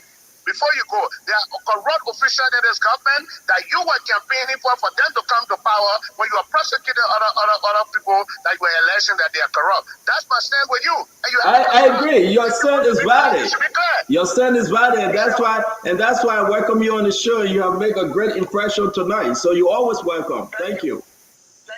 All right, bye bye. Ketema. You see, when you hold rope hold bush, Ketema. Pandora box just got open water. Ketema. Pandora box is open now. James Kola is coming back tomorrow on Spoon Talk, and I'm going to ask Melvin Cole to join us next week one-on-one with the CEO. You know why? We got to get into this thing. So we all believe now there's a 700,000 out there. Ketema. Who control the 700,000? Who is on the money? And everywhere in which it was spent, Melvin Cole said no. I mean, James is wrong. James and Melvin Cole, you're wrong. We talk about buses, we talk about generator, we talk about the electronic line, we are talking about banner and ID card. But they have just opened the Pandora box water, Ketema. I mean, let's make sense of this. Something need to, I think Fanatical need to speak. You know, when the children are in the house fighting amongst themselves, right? The parents have to step in. And Melvin Cole is a sedition. Vincent Sima is a sedition. The deputy speaker, Thomas Fada, is a sedition. They all look unto the leader, Jim Fanatical. Hey, Ketema. From the Senate to the House of Representatives, our country is a mess. Yeah, but still, here's what I'll say. Two things. One, I listen to this guy. I can understand why. And there's a reason why I asked the question of personal class. Melvin Cole can provoke a personal class. He's a very arrogant guy. Melvin Cole speaks very arrogant. He's very dismissive. You can see Melvin Cole too, very arrogant dude. You know, he's a lawmaker, but he's a very arrogant guy. You can see his style. He feel entitled. You should not ask him this and who are this. And I can see why when I got a background information about potential clash. And I really collect to create a picture, profile, but he failed to do that. He got defensive. But I could tell reason why Melvin Cole is arrogant, very, to some extent dismisses, and to some extent very rude. I'll be honest. And he want to confront me, I'm ready for business. But look, here's the thing. I think there is a deeper problem. In that deeper problem, Cole just scratched the surface. And Cole is probably not involved in a bigger thing. But Cole has his own problem. I have my own info. You know what kind of information we see. Cole got his own problem. We know all of that. But Cole is raising a legitimate concern. And you cannot dismiss that concern because anybody walking in like, bro, no, that house is rotting to the core. That house is a sacred cow. It's a casino where people cash in on their political power and they care less for ordinary people. That is a fact. So whether Cole says it, whether Cole receives money, it does not change the fact. Whatever Cole was involved in with you or in a personal, it does not change the fact. We all know it needs reform. And you ask the guy about asset declaration. If somebody is a champion of reform, would be so happy to talk about asset declaration. He'll be celebrating that moment. But he was being defensive because it's a culture from our CDC days. Asset declaration was a non-starter. So he inherited and lived in our culture, in our bubble. And he feels entitled to dismiss, to denigrate, and to confront people who question him. He feels above questioning. And I can understand why. I know what you're going with this. Don't bring your cat. No, don't slow me down. I'm not slowing down. I want to hear from a reaction here, okay? Because all the boys that are playing right now, they are all sedition. Okay? You refuse to ask Melvin Cole a question. Why? Well, I think he just had a short time. I need to dig deeper into that case. At this moment, I don't have enough information on that. But he's going to come next week, and then we're going to do research, just breaking. But what I can say is the lawmaker is from the other side. I think what he's trying to do is the heavy bazooka that landed on the Senate, he's trying to play a role to equalize the situation.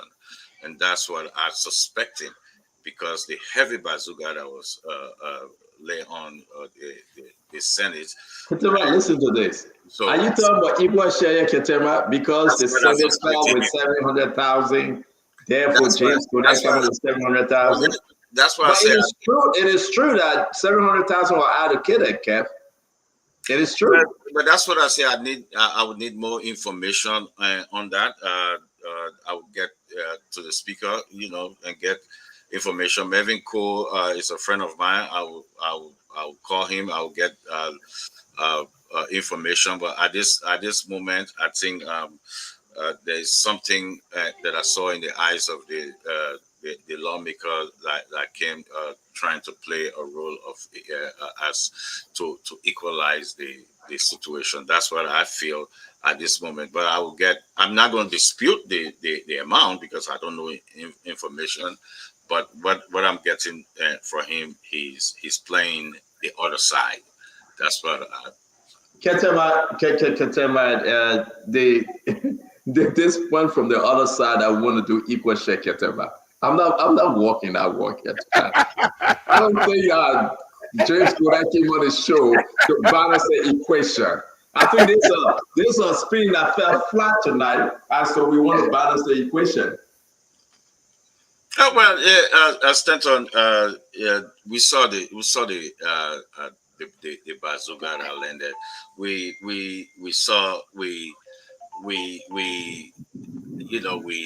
kind of saw the mismanagement I went through and the lies and stuff that from the Senate, especially from the DeLong, the Amara, and all those guys who portray themselves as the incoming Jesus Christ, and they fell flat. So Ketema, I want to bring you in. I don't know why you're reading Ketema, but seriously speaking, you think Kev is being serious right now? Is the equal share partner we're going to find ourselves on? Because they don't went underwater, he can't speak. He has not spoken in a long time. Amara is still in the gym exercising, and Youngly is quiet. Prince Moyi and all of them. Yeah, come James College. You're going to buy into it, Ketema? You think that's the message James College trying to put out there? Well, look, I think Kev is trying to paint a picture. Kev is trying to paint all those who fought against CDC, who fought against. We want to hear bad news about them.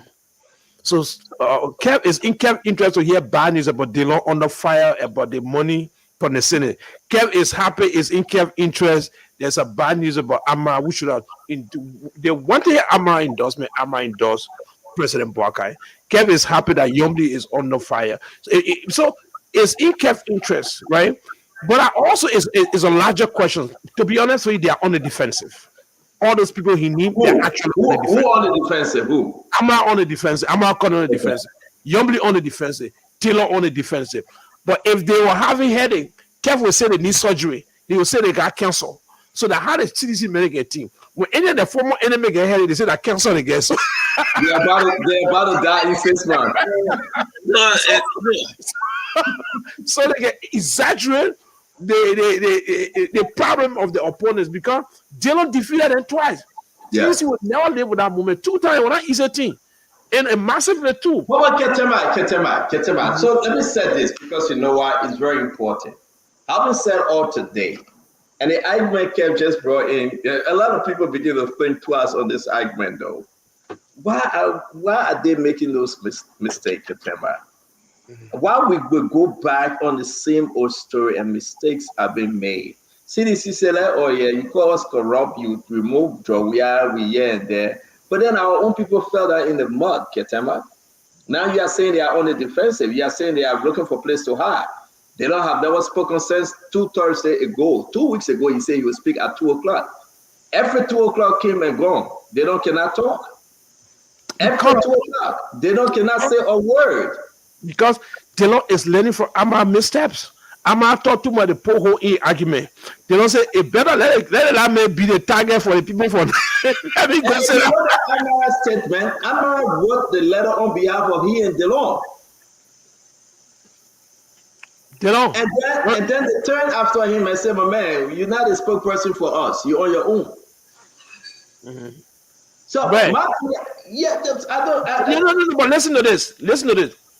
Amara Connor sincerely want to reform the Senate. I'll be honest. Sincerely in heart. But the system can fire you, and the system can recruit you. The system can recruit you. Abdullah. Let me finish. Listen now. The system can recruit you, and the system can co-opt you. What they have done to Amara, because for a guy who understands data and finance, to even take that money, say, I carry the money back. I told stand on shoe behind a horse and I say, I carry it back to you. Why are you talking in the first place before you bring it back to me? But taking it is wrong. I can't go to the bank. I can't go to somebody and tell the team that not belong to me. Then I say, I carry it back. Then somebody praise me for carrying it back. But Amara sincerely want to make reform. But the system is caught up in the system. And that system needs a complete overhaul.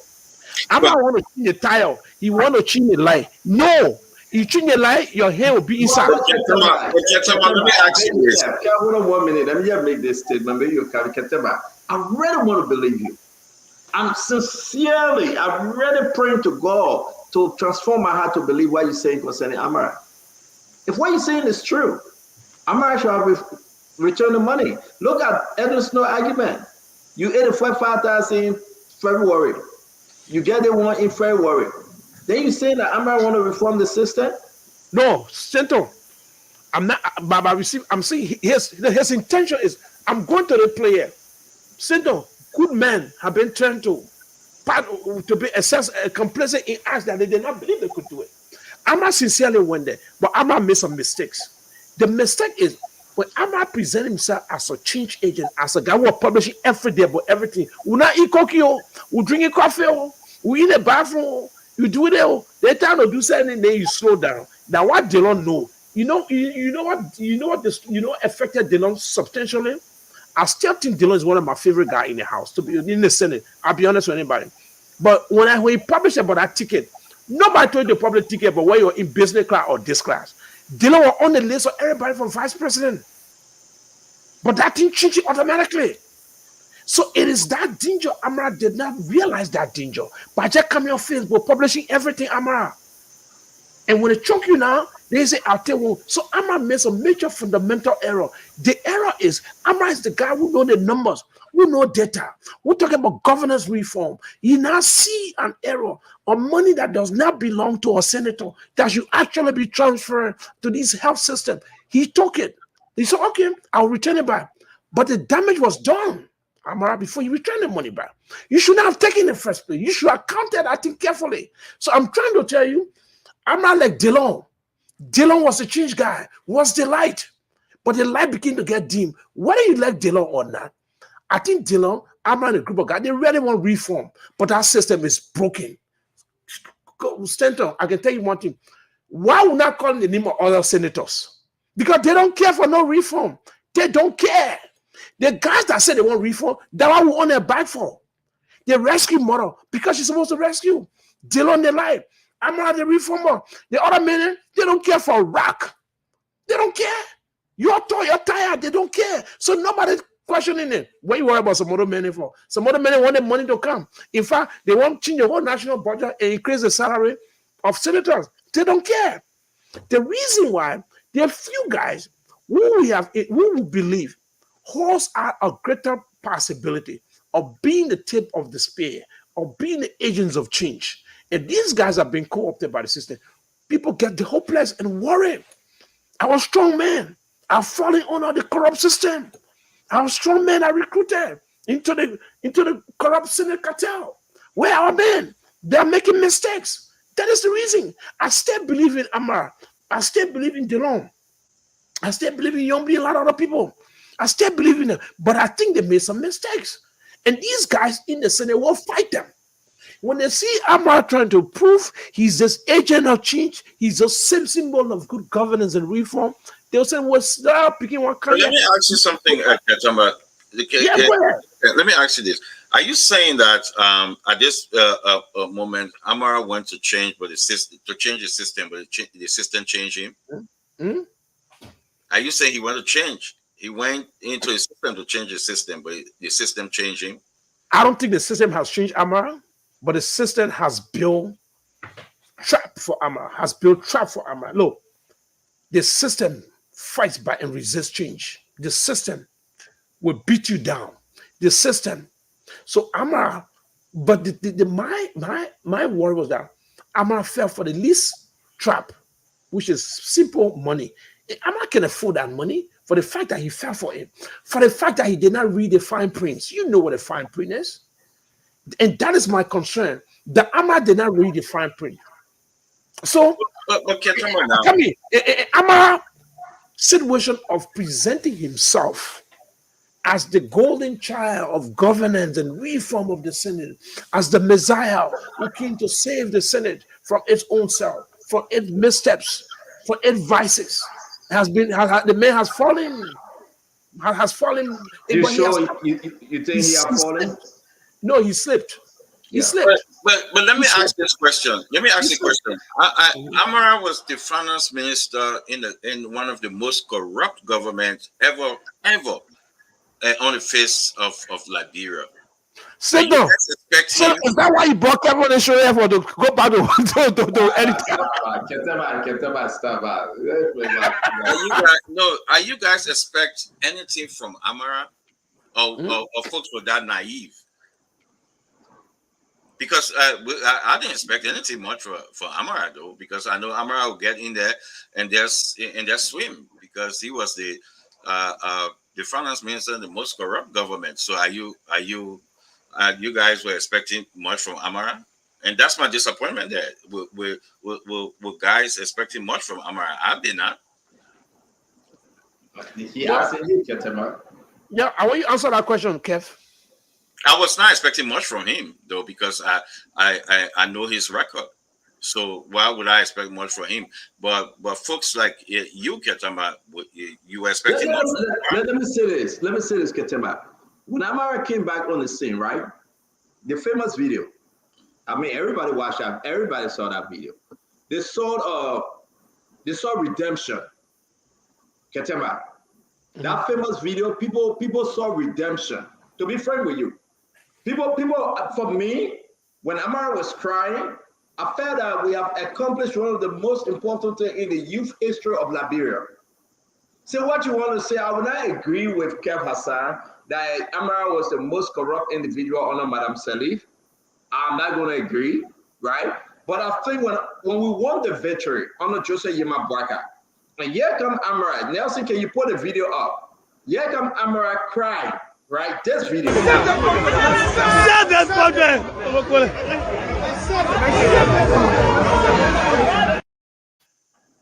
I mean, that's just a little few seconds of the video, Ketema. I want to get into the mind of Liberia. We saw the youth coming together, agreeing that yes, our time have come. This is our time. That youth participation will be everything. This is our time. When Amara said we got people that work within the CDC war room that will be traveling to China on scholarship. You remember that, Ketema? Kev, you remember that? People felt that the youth were being welcomed back in the sheepfold. But then what happened? What happened? Seriously, I was setting Amara aside. Every morning after prayer, Amara would say, I will be your watchdog, and you will write. Every time from the gym, Amara coming to say, I'm going to write 3, 4, 5 paragraphs. President Bwaga is engaging folks in Washington, D.C. We are about to get $40 million, $60 million. Amara said, we'll talk about this. We'll go to, what's that college name in Boston? We will bring guys to create a new service for the lawmakers here at the Senate. People were celebrating Amara. But how soon did we know that Lucifer was coming to offer the apple to Eve? How soon did we know that after Eve ate the apple, she was going to offer it to Adam? And that's what happened. And people said, don't count on Amara. And I argue with folks. And I don't think Amara have fallen. No. I think he's hanging. But he slipped. He slipped. He's hanging. Okay? But we can talk about Amara. But you say you have hyenas. And beside the hyenas, you have wolf. You know the wolf pack, right? They know how to eat you, but hyena will eat you alive. But wolf can eat any dead animal. But yet comes the hyena of the Senate. I think they set a trap for Amara, or he fell into a unwanted trap. So what you said? Let's know this. I talk about Amara. What about DeLong? You said people are praising DeLong. People forgot about that plane ticket thing, you know, to earn this hammer. People have given Dillon a second chance. But how can Dillon say, listen, what the people are saying are foolishness. We are not going to agree to them. We move on. But you on record that you're taking this money, Ketema, for your personal use, $150,000, 10,000 a year, 15,000 a year. But Dillon, you said these things were bad. But you champion with Youngly, and you guys have agreed to take it. What about Youngly? The doubting symbol, my senator. When will that reform come? After they have eaten? What about Bocha Subway? I mean, let's talk about the alliance group. That's why when we won the election, I said we because we championed Joseph Boakai and we beat Joe Manawia. We saw that Amara cried. And people say, but why Amara cried? Then somebody say it's crocodile tears. Well, I believe.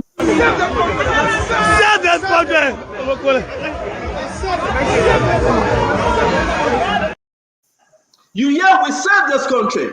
You hear the person speaking. We will save this country. And I want people to think we will save this country. But no, the guys are saving themselves. But talk to me, Ketema. We gotta wrap this thing up. It's interesting. Talk to me. So you hitting my joints, different angle of my body, my soul, my head, So I'm processing you. You're making some profound things. No, Center, they're of the 30 senators. If you tell me to choose the top 5, Dillon will still be in the 5. He's not a perfect guy. He's a flawed person, but Dillon is better than plenty of senators. Let me tell the good side. Yeah, give me a break. Yombly is better than plenty of senators. Amar is better than plenty of senators. We're not talking about plenty of senators. Give me a chance, Senator. I'll give you a chance. Don't bring no dictatorship here tonight. No dictatorship here tonight. I beg you, don't bring a dictatorship here tonight. Well, you get No, listen to me. We're not talking about plenty of senators. Give me a chance. Give me a chance. Now come to the video. Amar Cry said a lot of things. No, one, the elections. Center people had a fear that this election could have been rigged. People had a fear that they think could turn violent. People had a fear that there was a means to undermine the legitimacy and desecrate the will of the people. The country all was on the brink. Prisoners were released. Baba was taken out of jail. Kept them released prisoners from the prisons. Kept them government were releasing bad boys, former combatants on the streets. They're telling the army general that we should respect Prince Johnson. He refused to use the army to crack down on the will of the people. Center, many things happen. I'll tell you this secretly, I do want to say. A former Lord General called me. He said they will bring men from Sierra Leone if John Weah forced the election on, he said. Stanton, this was a dystopian sky is falling scenario. When that victory came, the people will. They survived the storm. It was that cry of joy that finally the people will was not prevented. Finally, change. The country will be rescued. Finally, the country was on the brink of collapse. It was a cesspool of corruption, uninvestigated deaths. There was so much a disaster. You're orator. You are orator. Don't give me a break. It was the nation of sanctioned officials. Kept them at Boulevard Hotel, giving fake data about the result of war room. They kept war room. So all of that, people were celebrating that we got free at last. We're free at last. So it was that joy that Amara symbolized. It was that joy. It was that cry. So it was that moment. That's what Amara was doing. Now, Amara got carried away by the attention. Amara got carried away by the new stardom. Amara got carried away by the new political celebrity stardom. He began to oppose.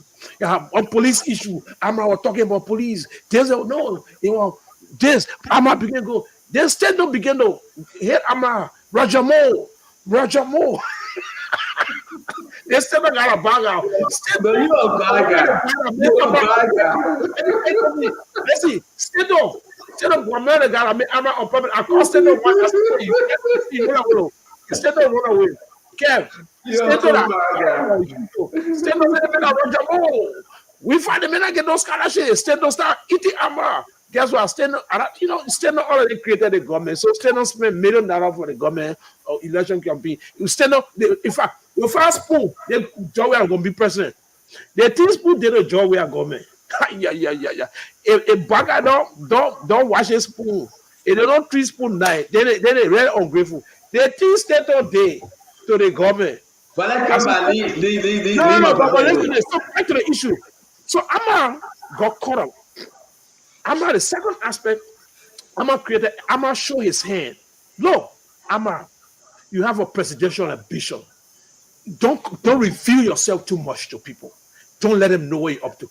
Amma will overplay his hand too much. Amma was in the media. Amma was attracting all the attention. This guy was seizing all the attention. You're going to this donation. So Amma did not manage the fame and the status and the glory that are associated with her as a manager. He mismanaged it. It backfired. And people begin to raise suspicion. Because Baka had around him, too many people were president. You got a Yomli, you got Jeremiah Kuhn, you got a Kofi, you got Brandon Sanoka, you got Gosling Gaffron, you got Sarah Besley. So all these people say, the other man, he too rushing for the team, he announcing it too much. So they begin to find small. So that was Amma was marginalized. Amma was completely marginalized. I'll ask you real quick. I know you're in flight. Yeah. You think there's any comeback for him if you talk about 2029? You think there's any coming back? Yeah. Can he repeat himself?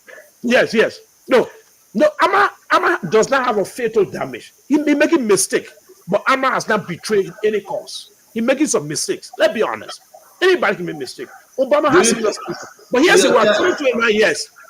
Amma come back depends on two things. Amma is being critical of the government. If the government mistake begin to pile up, and there's a popular discontent and popular resentment and popular disenchantment, Amma will become popular with ordinary people. He will be seen as a champion of the people. I disagree with you. He'll be I disagree with you. No problem. Now come in. He'll be seen as a guy who are on the side of the people. Now, and that is what Amma has to do. But Amma 2029 depend on Amma demographic. Amma has Bapul, but where's Amma on a political cloud? Okay, Amma will now you're about to enter into my point of disagreement. Right. So where's Amma political cloud? So here's what Amma would have done. If Amma, I created two scenarios. I met two different people. I told them two different things.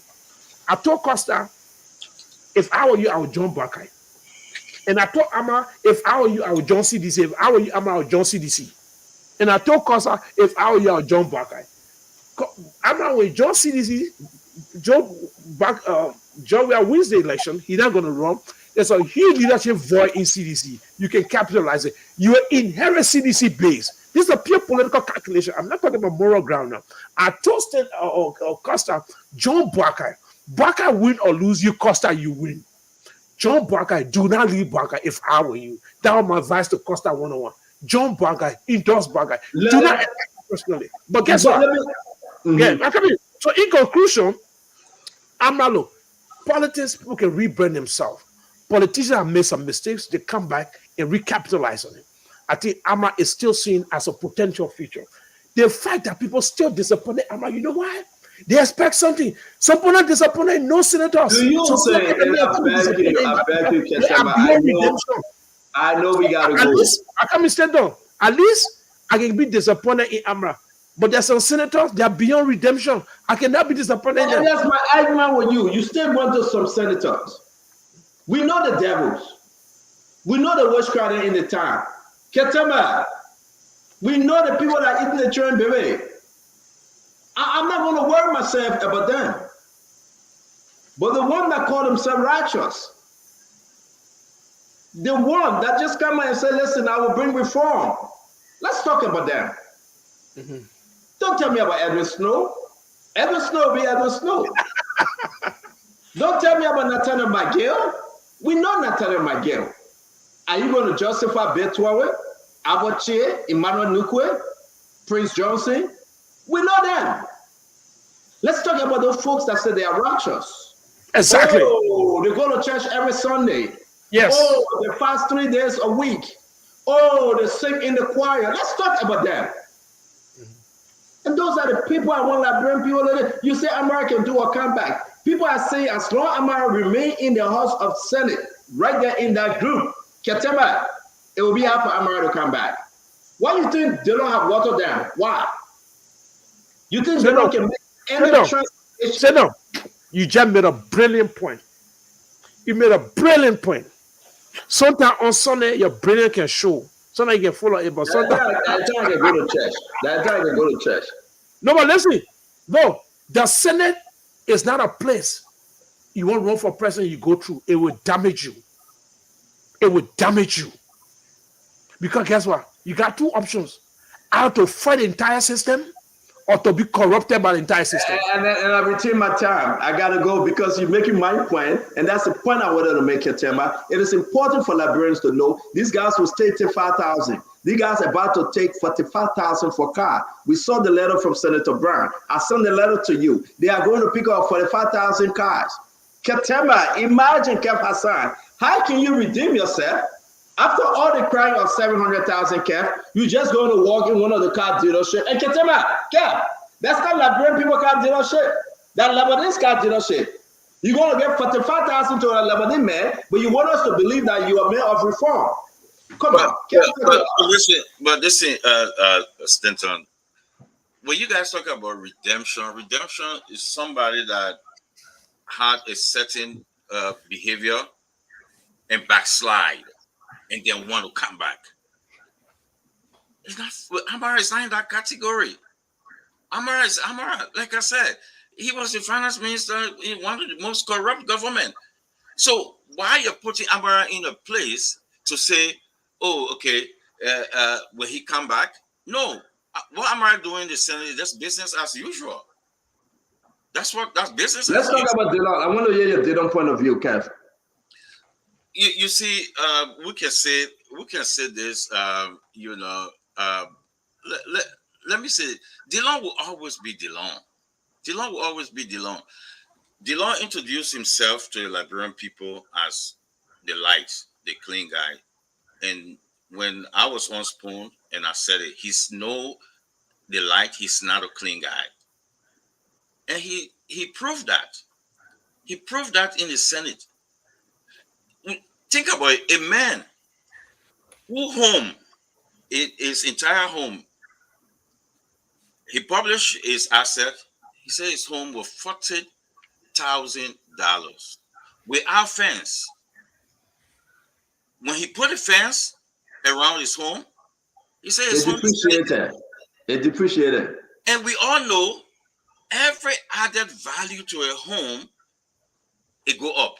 Your home will appreciate, go up. How can you come on and say your home is $38,000 with the fence, but without fence, it's $40,000? Can they not redeem himself? Again, how can a guy redeem himself that he was never a righteous guy? People who backslide are the people who will talk about redemption, but not DeLong. DeLong is not in that category. He's not. How can you put DeLong in the category that he's not? DeLong is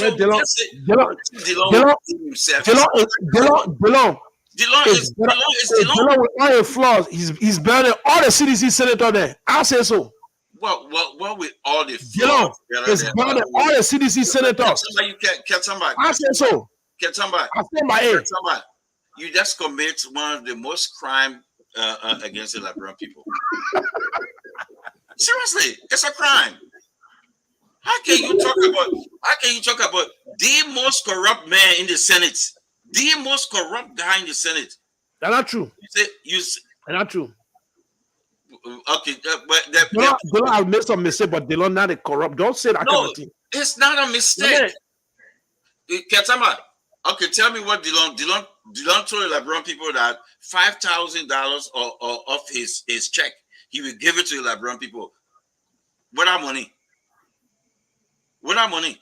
But you gotta wait that Ketama ask on you that. Ketama, where's the money? Which money? Oh, you didn't hear the question? Okay. Well, maybe I'll stop that too, man. Just stop. The man say, listen now. You know, listen, I don't get your speed. The man say, I'll take away for it. I don't say I'll give it. I want to take it for it, but I'll say I'll give it. Yeah. But I want to ask you, Kev. Now we talk about Delon, we talk about Amra. What about Yombly, the pro time? Man, what's your take on Yombly, Kev? Listen. But you see, now when you ask Kev, let's hear Kev. You see, Yombly. You know, Kev coming to a bomb. You know that. I can say one thing. About Yombly. You know, I do have a soft side for Yombly because you know my son was sick.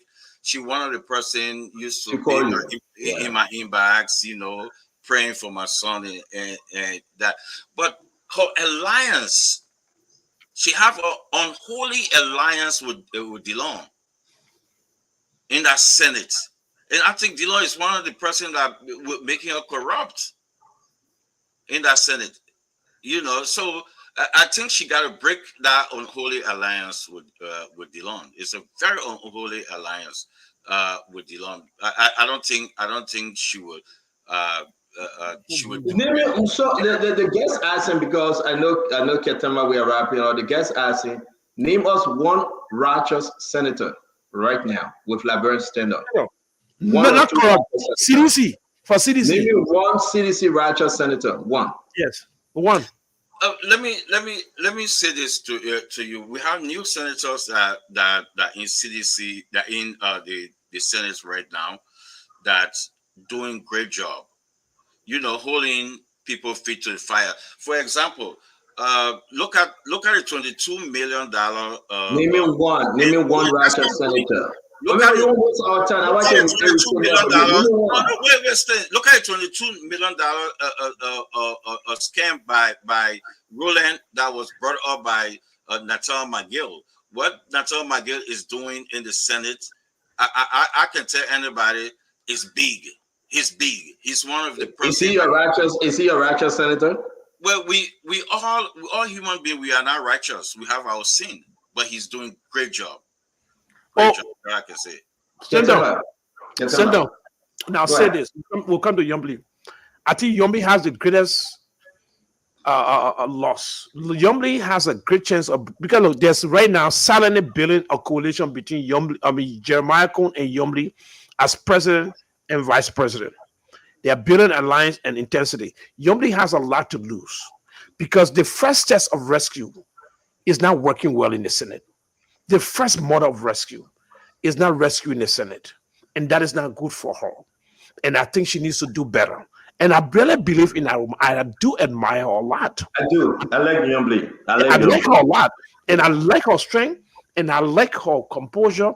I like her judgment. I just let a lot of things about her. But I think she made some missteps in judgment, and I think she can recover. I do remember. As someone who changed the Senate, not someone who the Senate changed. And that's a struggle between Amma and all of them. Is the Senate changing them or they changing the Senate? That's the question. Is the Senate changing Amma or Amma changing the Senate? Is the Senate changing the law? Let me answer that question. I beg you. Let me answer the question, Kev. I beg you. Okay, you talking about Yombly, Ketema. You know, I admire Yombly. But I think those folks that voted for Yombly on the white ballot to be pro tem, I think they set her up. I think it was a setup. I don't know what you believe. To me, I think it was a why? Tell me why. You got all the sedition lawmakers. They are in the majority. They agree that Yombly should be pro tem. You think they were agreeing that Yombly should be pro tem to elevate Joseph Yuma Bwaka agenda and give her a clean pass? They know the intent. 2029, Yombly will be on the ticket. They agreed for her to go to set her up. That she will approve all the $5,000 for furniture. She will approve the $150,000 is on her.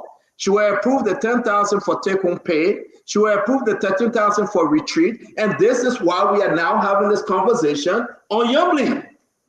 Because they know that Yombly must approve. Yombly alone is not signing on all the documents. You have 29 other lawmakers that said, we want this, Yombly. You must give it to us. They are not backing Yombly. It was a setup. They voted for Youngly to be pro tem to save themselves. It was a complete setup. It was nothing to celebrate on. Youngly must agree to, how you call it, Edwin Melvin Snow. Youngly must agree to Nathaniel McGill that said we need $150,000 for our county. Youngly must agree to Emmanuel Nukwe. She must agree to Abache that yes, Abache can beg for rolling Guinness. No, you got a point. You got a strong point. I'm not saying this thing because No, you got a point. You got a point. You got a point. These guys there, they are in the majority. They could have fought Youngly. They could have said, we don't want you to be our protest. Yes. But citizen went in the back and said, my man, did I pour on sanction? We lucky to come here. Abache, sanction. Emmanuel Nukwe, sanction. Nathaniel McGill, sanction. How you call them? What's the other guy name? Let's name those guys that they pour on sanction. My man, what we going to do? Sir Joseph was almost on sanction. He can't talk. They said, my man, listen, let's get that thing to you people more. They will mess up. They will put it on sanction. They will eat the money. Our hand will be clean. What happened most recently? You call any opposition lawmaker, they say, go ask your rescue senator. They refuse to speak on this issue. They say, go ask Prince Boyi. Go ask Youngly Kanga. Go ask DeLong. Go ask Amara. Yeah. Guess what? The Prince Boyi had presidential ambition. Youngly got presidential ambition. Amara got presidential ambition. So the setup is clear. You saw us know did Amara. He dumped Amara. My man, I will tell you this. It was entrapment that Youngly will let you that lie that were wetty black hair. Go ahead and lead us. That was a lie. And now Youngly hands are tied. Yes. I guarantee you. I guarantee you, folks. I agree 100%. I guarantee you. I love Youngly so badly, man, because I can talk to Youngly. Me. She answered my call. But the fact remains, they don't fall for that trap. They don't thought Youngly going to be pro tem was elevation. He fell for it. But Sendo, on the other hand, for Youngly needed a bigger platform to prepare for 2029, not in the backseat. So by any means, that was the best choice for her. And two, Bakai, she was the rescue mother. Bakai could not relinquish the pro tem to any other person but Youngly. You know, if they wanted to have listen, during the elections, the assumption Youngly should have been VP. It did not go down well. So part of our deal was that, like, wouldn't make you VP, man. That's true. We'll give you pro tem. You see what I'm saying? So it was part of the negotiation. So look, we could have made VP. What made pro tem? Ketema. Advance of the Youngly, right? They should have asked Youngly not to. That place is stink. That place is dirty. It's messed up. It's rotten. That place is corrupt. You cannot change it. It got nothing to do with the executive. They will change you. And they have now gained the momentum to change the good ones. If you have any good ones, they gain the momentum to change the good ones. It will not stop. When Youngly said we must stop the 150, you know what? Ketema, let Youngly come out tomorrow. I know you'll come out. Let me end on this. Yeah, Youngly come out tomorrow, Ketema, and say, nobody taking 45,000 car. Let Youngly come and say, no impeach her. They will. It's entrapment. I want all the parents to hear this. It's complete entrapment. It wasn't a good thing for Youngly to be pro tem. Youngly will not redeem herself. Look at Buchanan today. Look at Buchanan. How can Youngly be the senator of Buchanan, one of the two senators, Ketema, but Sir Joseph taking medicine to Buchanan? It undercut Youngly message. The sedition lawmakers, they are setting more hope for Youngly and the alliance group. They can get vexed with us. Sir Joseph taking medicine to Buchanan and Youngly there. Let's go back in history. The Kanga, the days, we understand all that. My man. Now, Sendo, let's say this one too. There are two questions here. And I'm not trying to get philosophical. They say, Obama wife, Michelle Obama said, power does not change you, it reveals you. Yep, it put you out. It put you out. Did this position reveal these people or it changed them? Is it revealing Amara or is it changing Amara? That's the They question. have revealed him. I would not say I've changed him. We are not there yet. It just shows who Amara is. We are not there yet. Right. We are not there yet. You see, you activated your missed Kev. Look at him. No, but I think no. It has not reviewed Amara. Amara is a good guy. No, it revealed who Amara is. That's all. It revealed Amara. It revealed him. It revealed him. Amara. Let's allow the poll. Kev, give us your last statement, man. We gotta go. Give us your last statement. We're done. Well, let me just go back. I wanted to, talk on, the asset declaration by the president. I heard you guys were talking about, the point that Isaac Doe made about his CEO, the point enjoy analysis today, my man. We're gonna put about his $13,000 First of all, let's establish that he declared his assets when he already become president, which is an error. He's supposed before. So at that moment, when JMB was declaring his asset, at that moment, his take-home salary, his net income, supposed to reflect at that moment, because he declared when he president. He did not declare his asset before becoming president. If before becoming president, then he will be correct. But he declared when he become president. So when he become president, at that moment, he should declare his income. Okay. So why his income was not declared at that moment? Okay. Thank you. Listen. At that moment. Yeah, Jay, how you saw it? At that moment, the 13,000 was no longer his income. Yeah, let me say this. But the thing is that because Nelson is hitting me up bad, that we gotta go. I hope we can have you next week to discuss this. People that went to school to do economics, accounting, they all have agreed that the president declaration of his asset publication is in line, and that's a good thing. You can argue about where he put the numbers. That's a good thing. Come back next week, let's talk about it.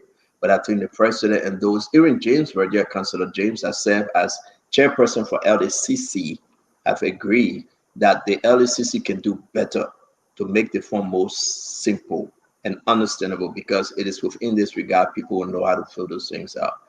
Kev, thank you for joining us today. That was a great show, Ketemba. I think it's good for us to do this continuously. The people going home with a lot. James Colette will be back tomorrow, and we hope to have Mervyn Cole next week, Sunday. We'll speak to him. Kev Hassan, thank you very much. If you less busy and Ketema allow you on his show, that Ketema show, you can come back and let's have more informed discussion. It's good having you, and I hope that you can settle your stuff with your sister, Dr. Richardson. Thank you. You're speaking to her, she and her husband. It's a good thing that we put this behind us as Liberian, and I hope you guys can scratch it to the end. Thank you, Honorable Kev Ahmed Hassan. Ketema, you got the last word, my friend. Man, it was a great show. Thank you guys. Thank the viewers. Stanton, good job. Kev, good. Nelson did a good job. I think we're gonna make it better. We're gonna always make it better. We'll take different format, different Sundays. Don't expect a particular style, different Sunday for guests and post analysis. We could have several guests. We could have just analysis, but it's gonna be better. Next, we got series of names. We got Kula Fufana, Musa Hassan Bility. We have Jonathan. We have Jonathan Massacre. We got war crime folks. So we got a lot of different. We got Jasso, Minister of Education, Jala. So we got a lot more. But thank you so much for the time. And it is late here, and I'm sure that we were quite exhausted. So we look forward to a wonderful show next Sunday. And thank you so much for everything. So Stanton, thank you, boss. Thank you. I appreciate you. Thanks a lot. Thank you, Nelson. Take care away, Nelson. Yes, sir. And Folks, that's how we like to draw down the curtains on the show. One-on-one with the CEO and Hadula Ketama. Thanks a lot to all of you across Liberia for following. You can join us next Sunday for another edition of the program, at which time the team will be here to take you through. It's always fiery, it's always informative when you tune into this program. This is the biggest show on radio across the country about Liberia, especially on the weekend. So I want to say thanks to all of you for following. I'm Nelson Colette. Thanks to our online audience on Facebook, on YouTube.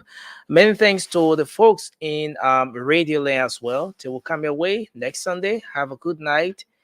And bye-bye for now. Till we meet here on Sunday of next week.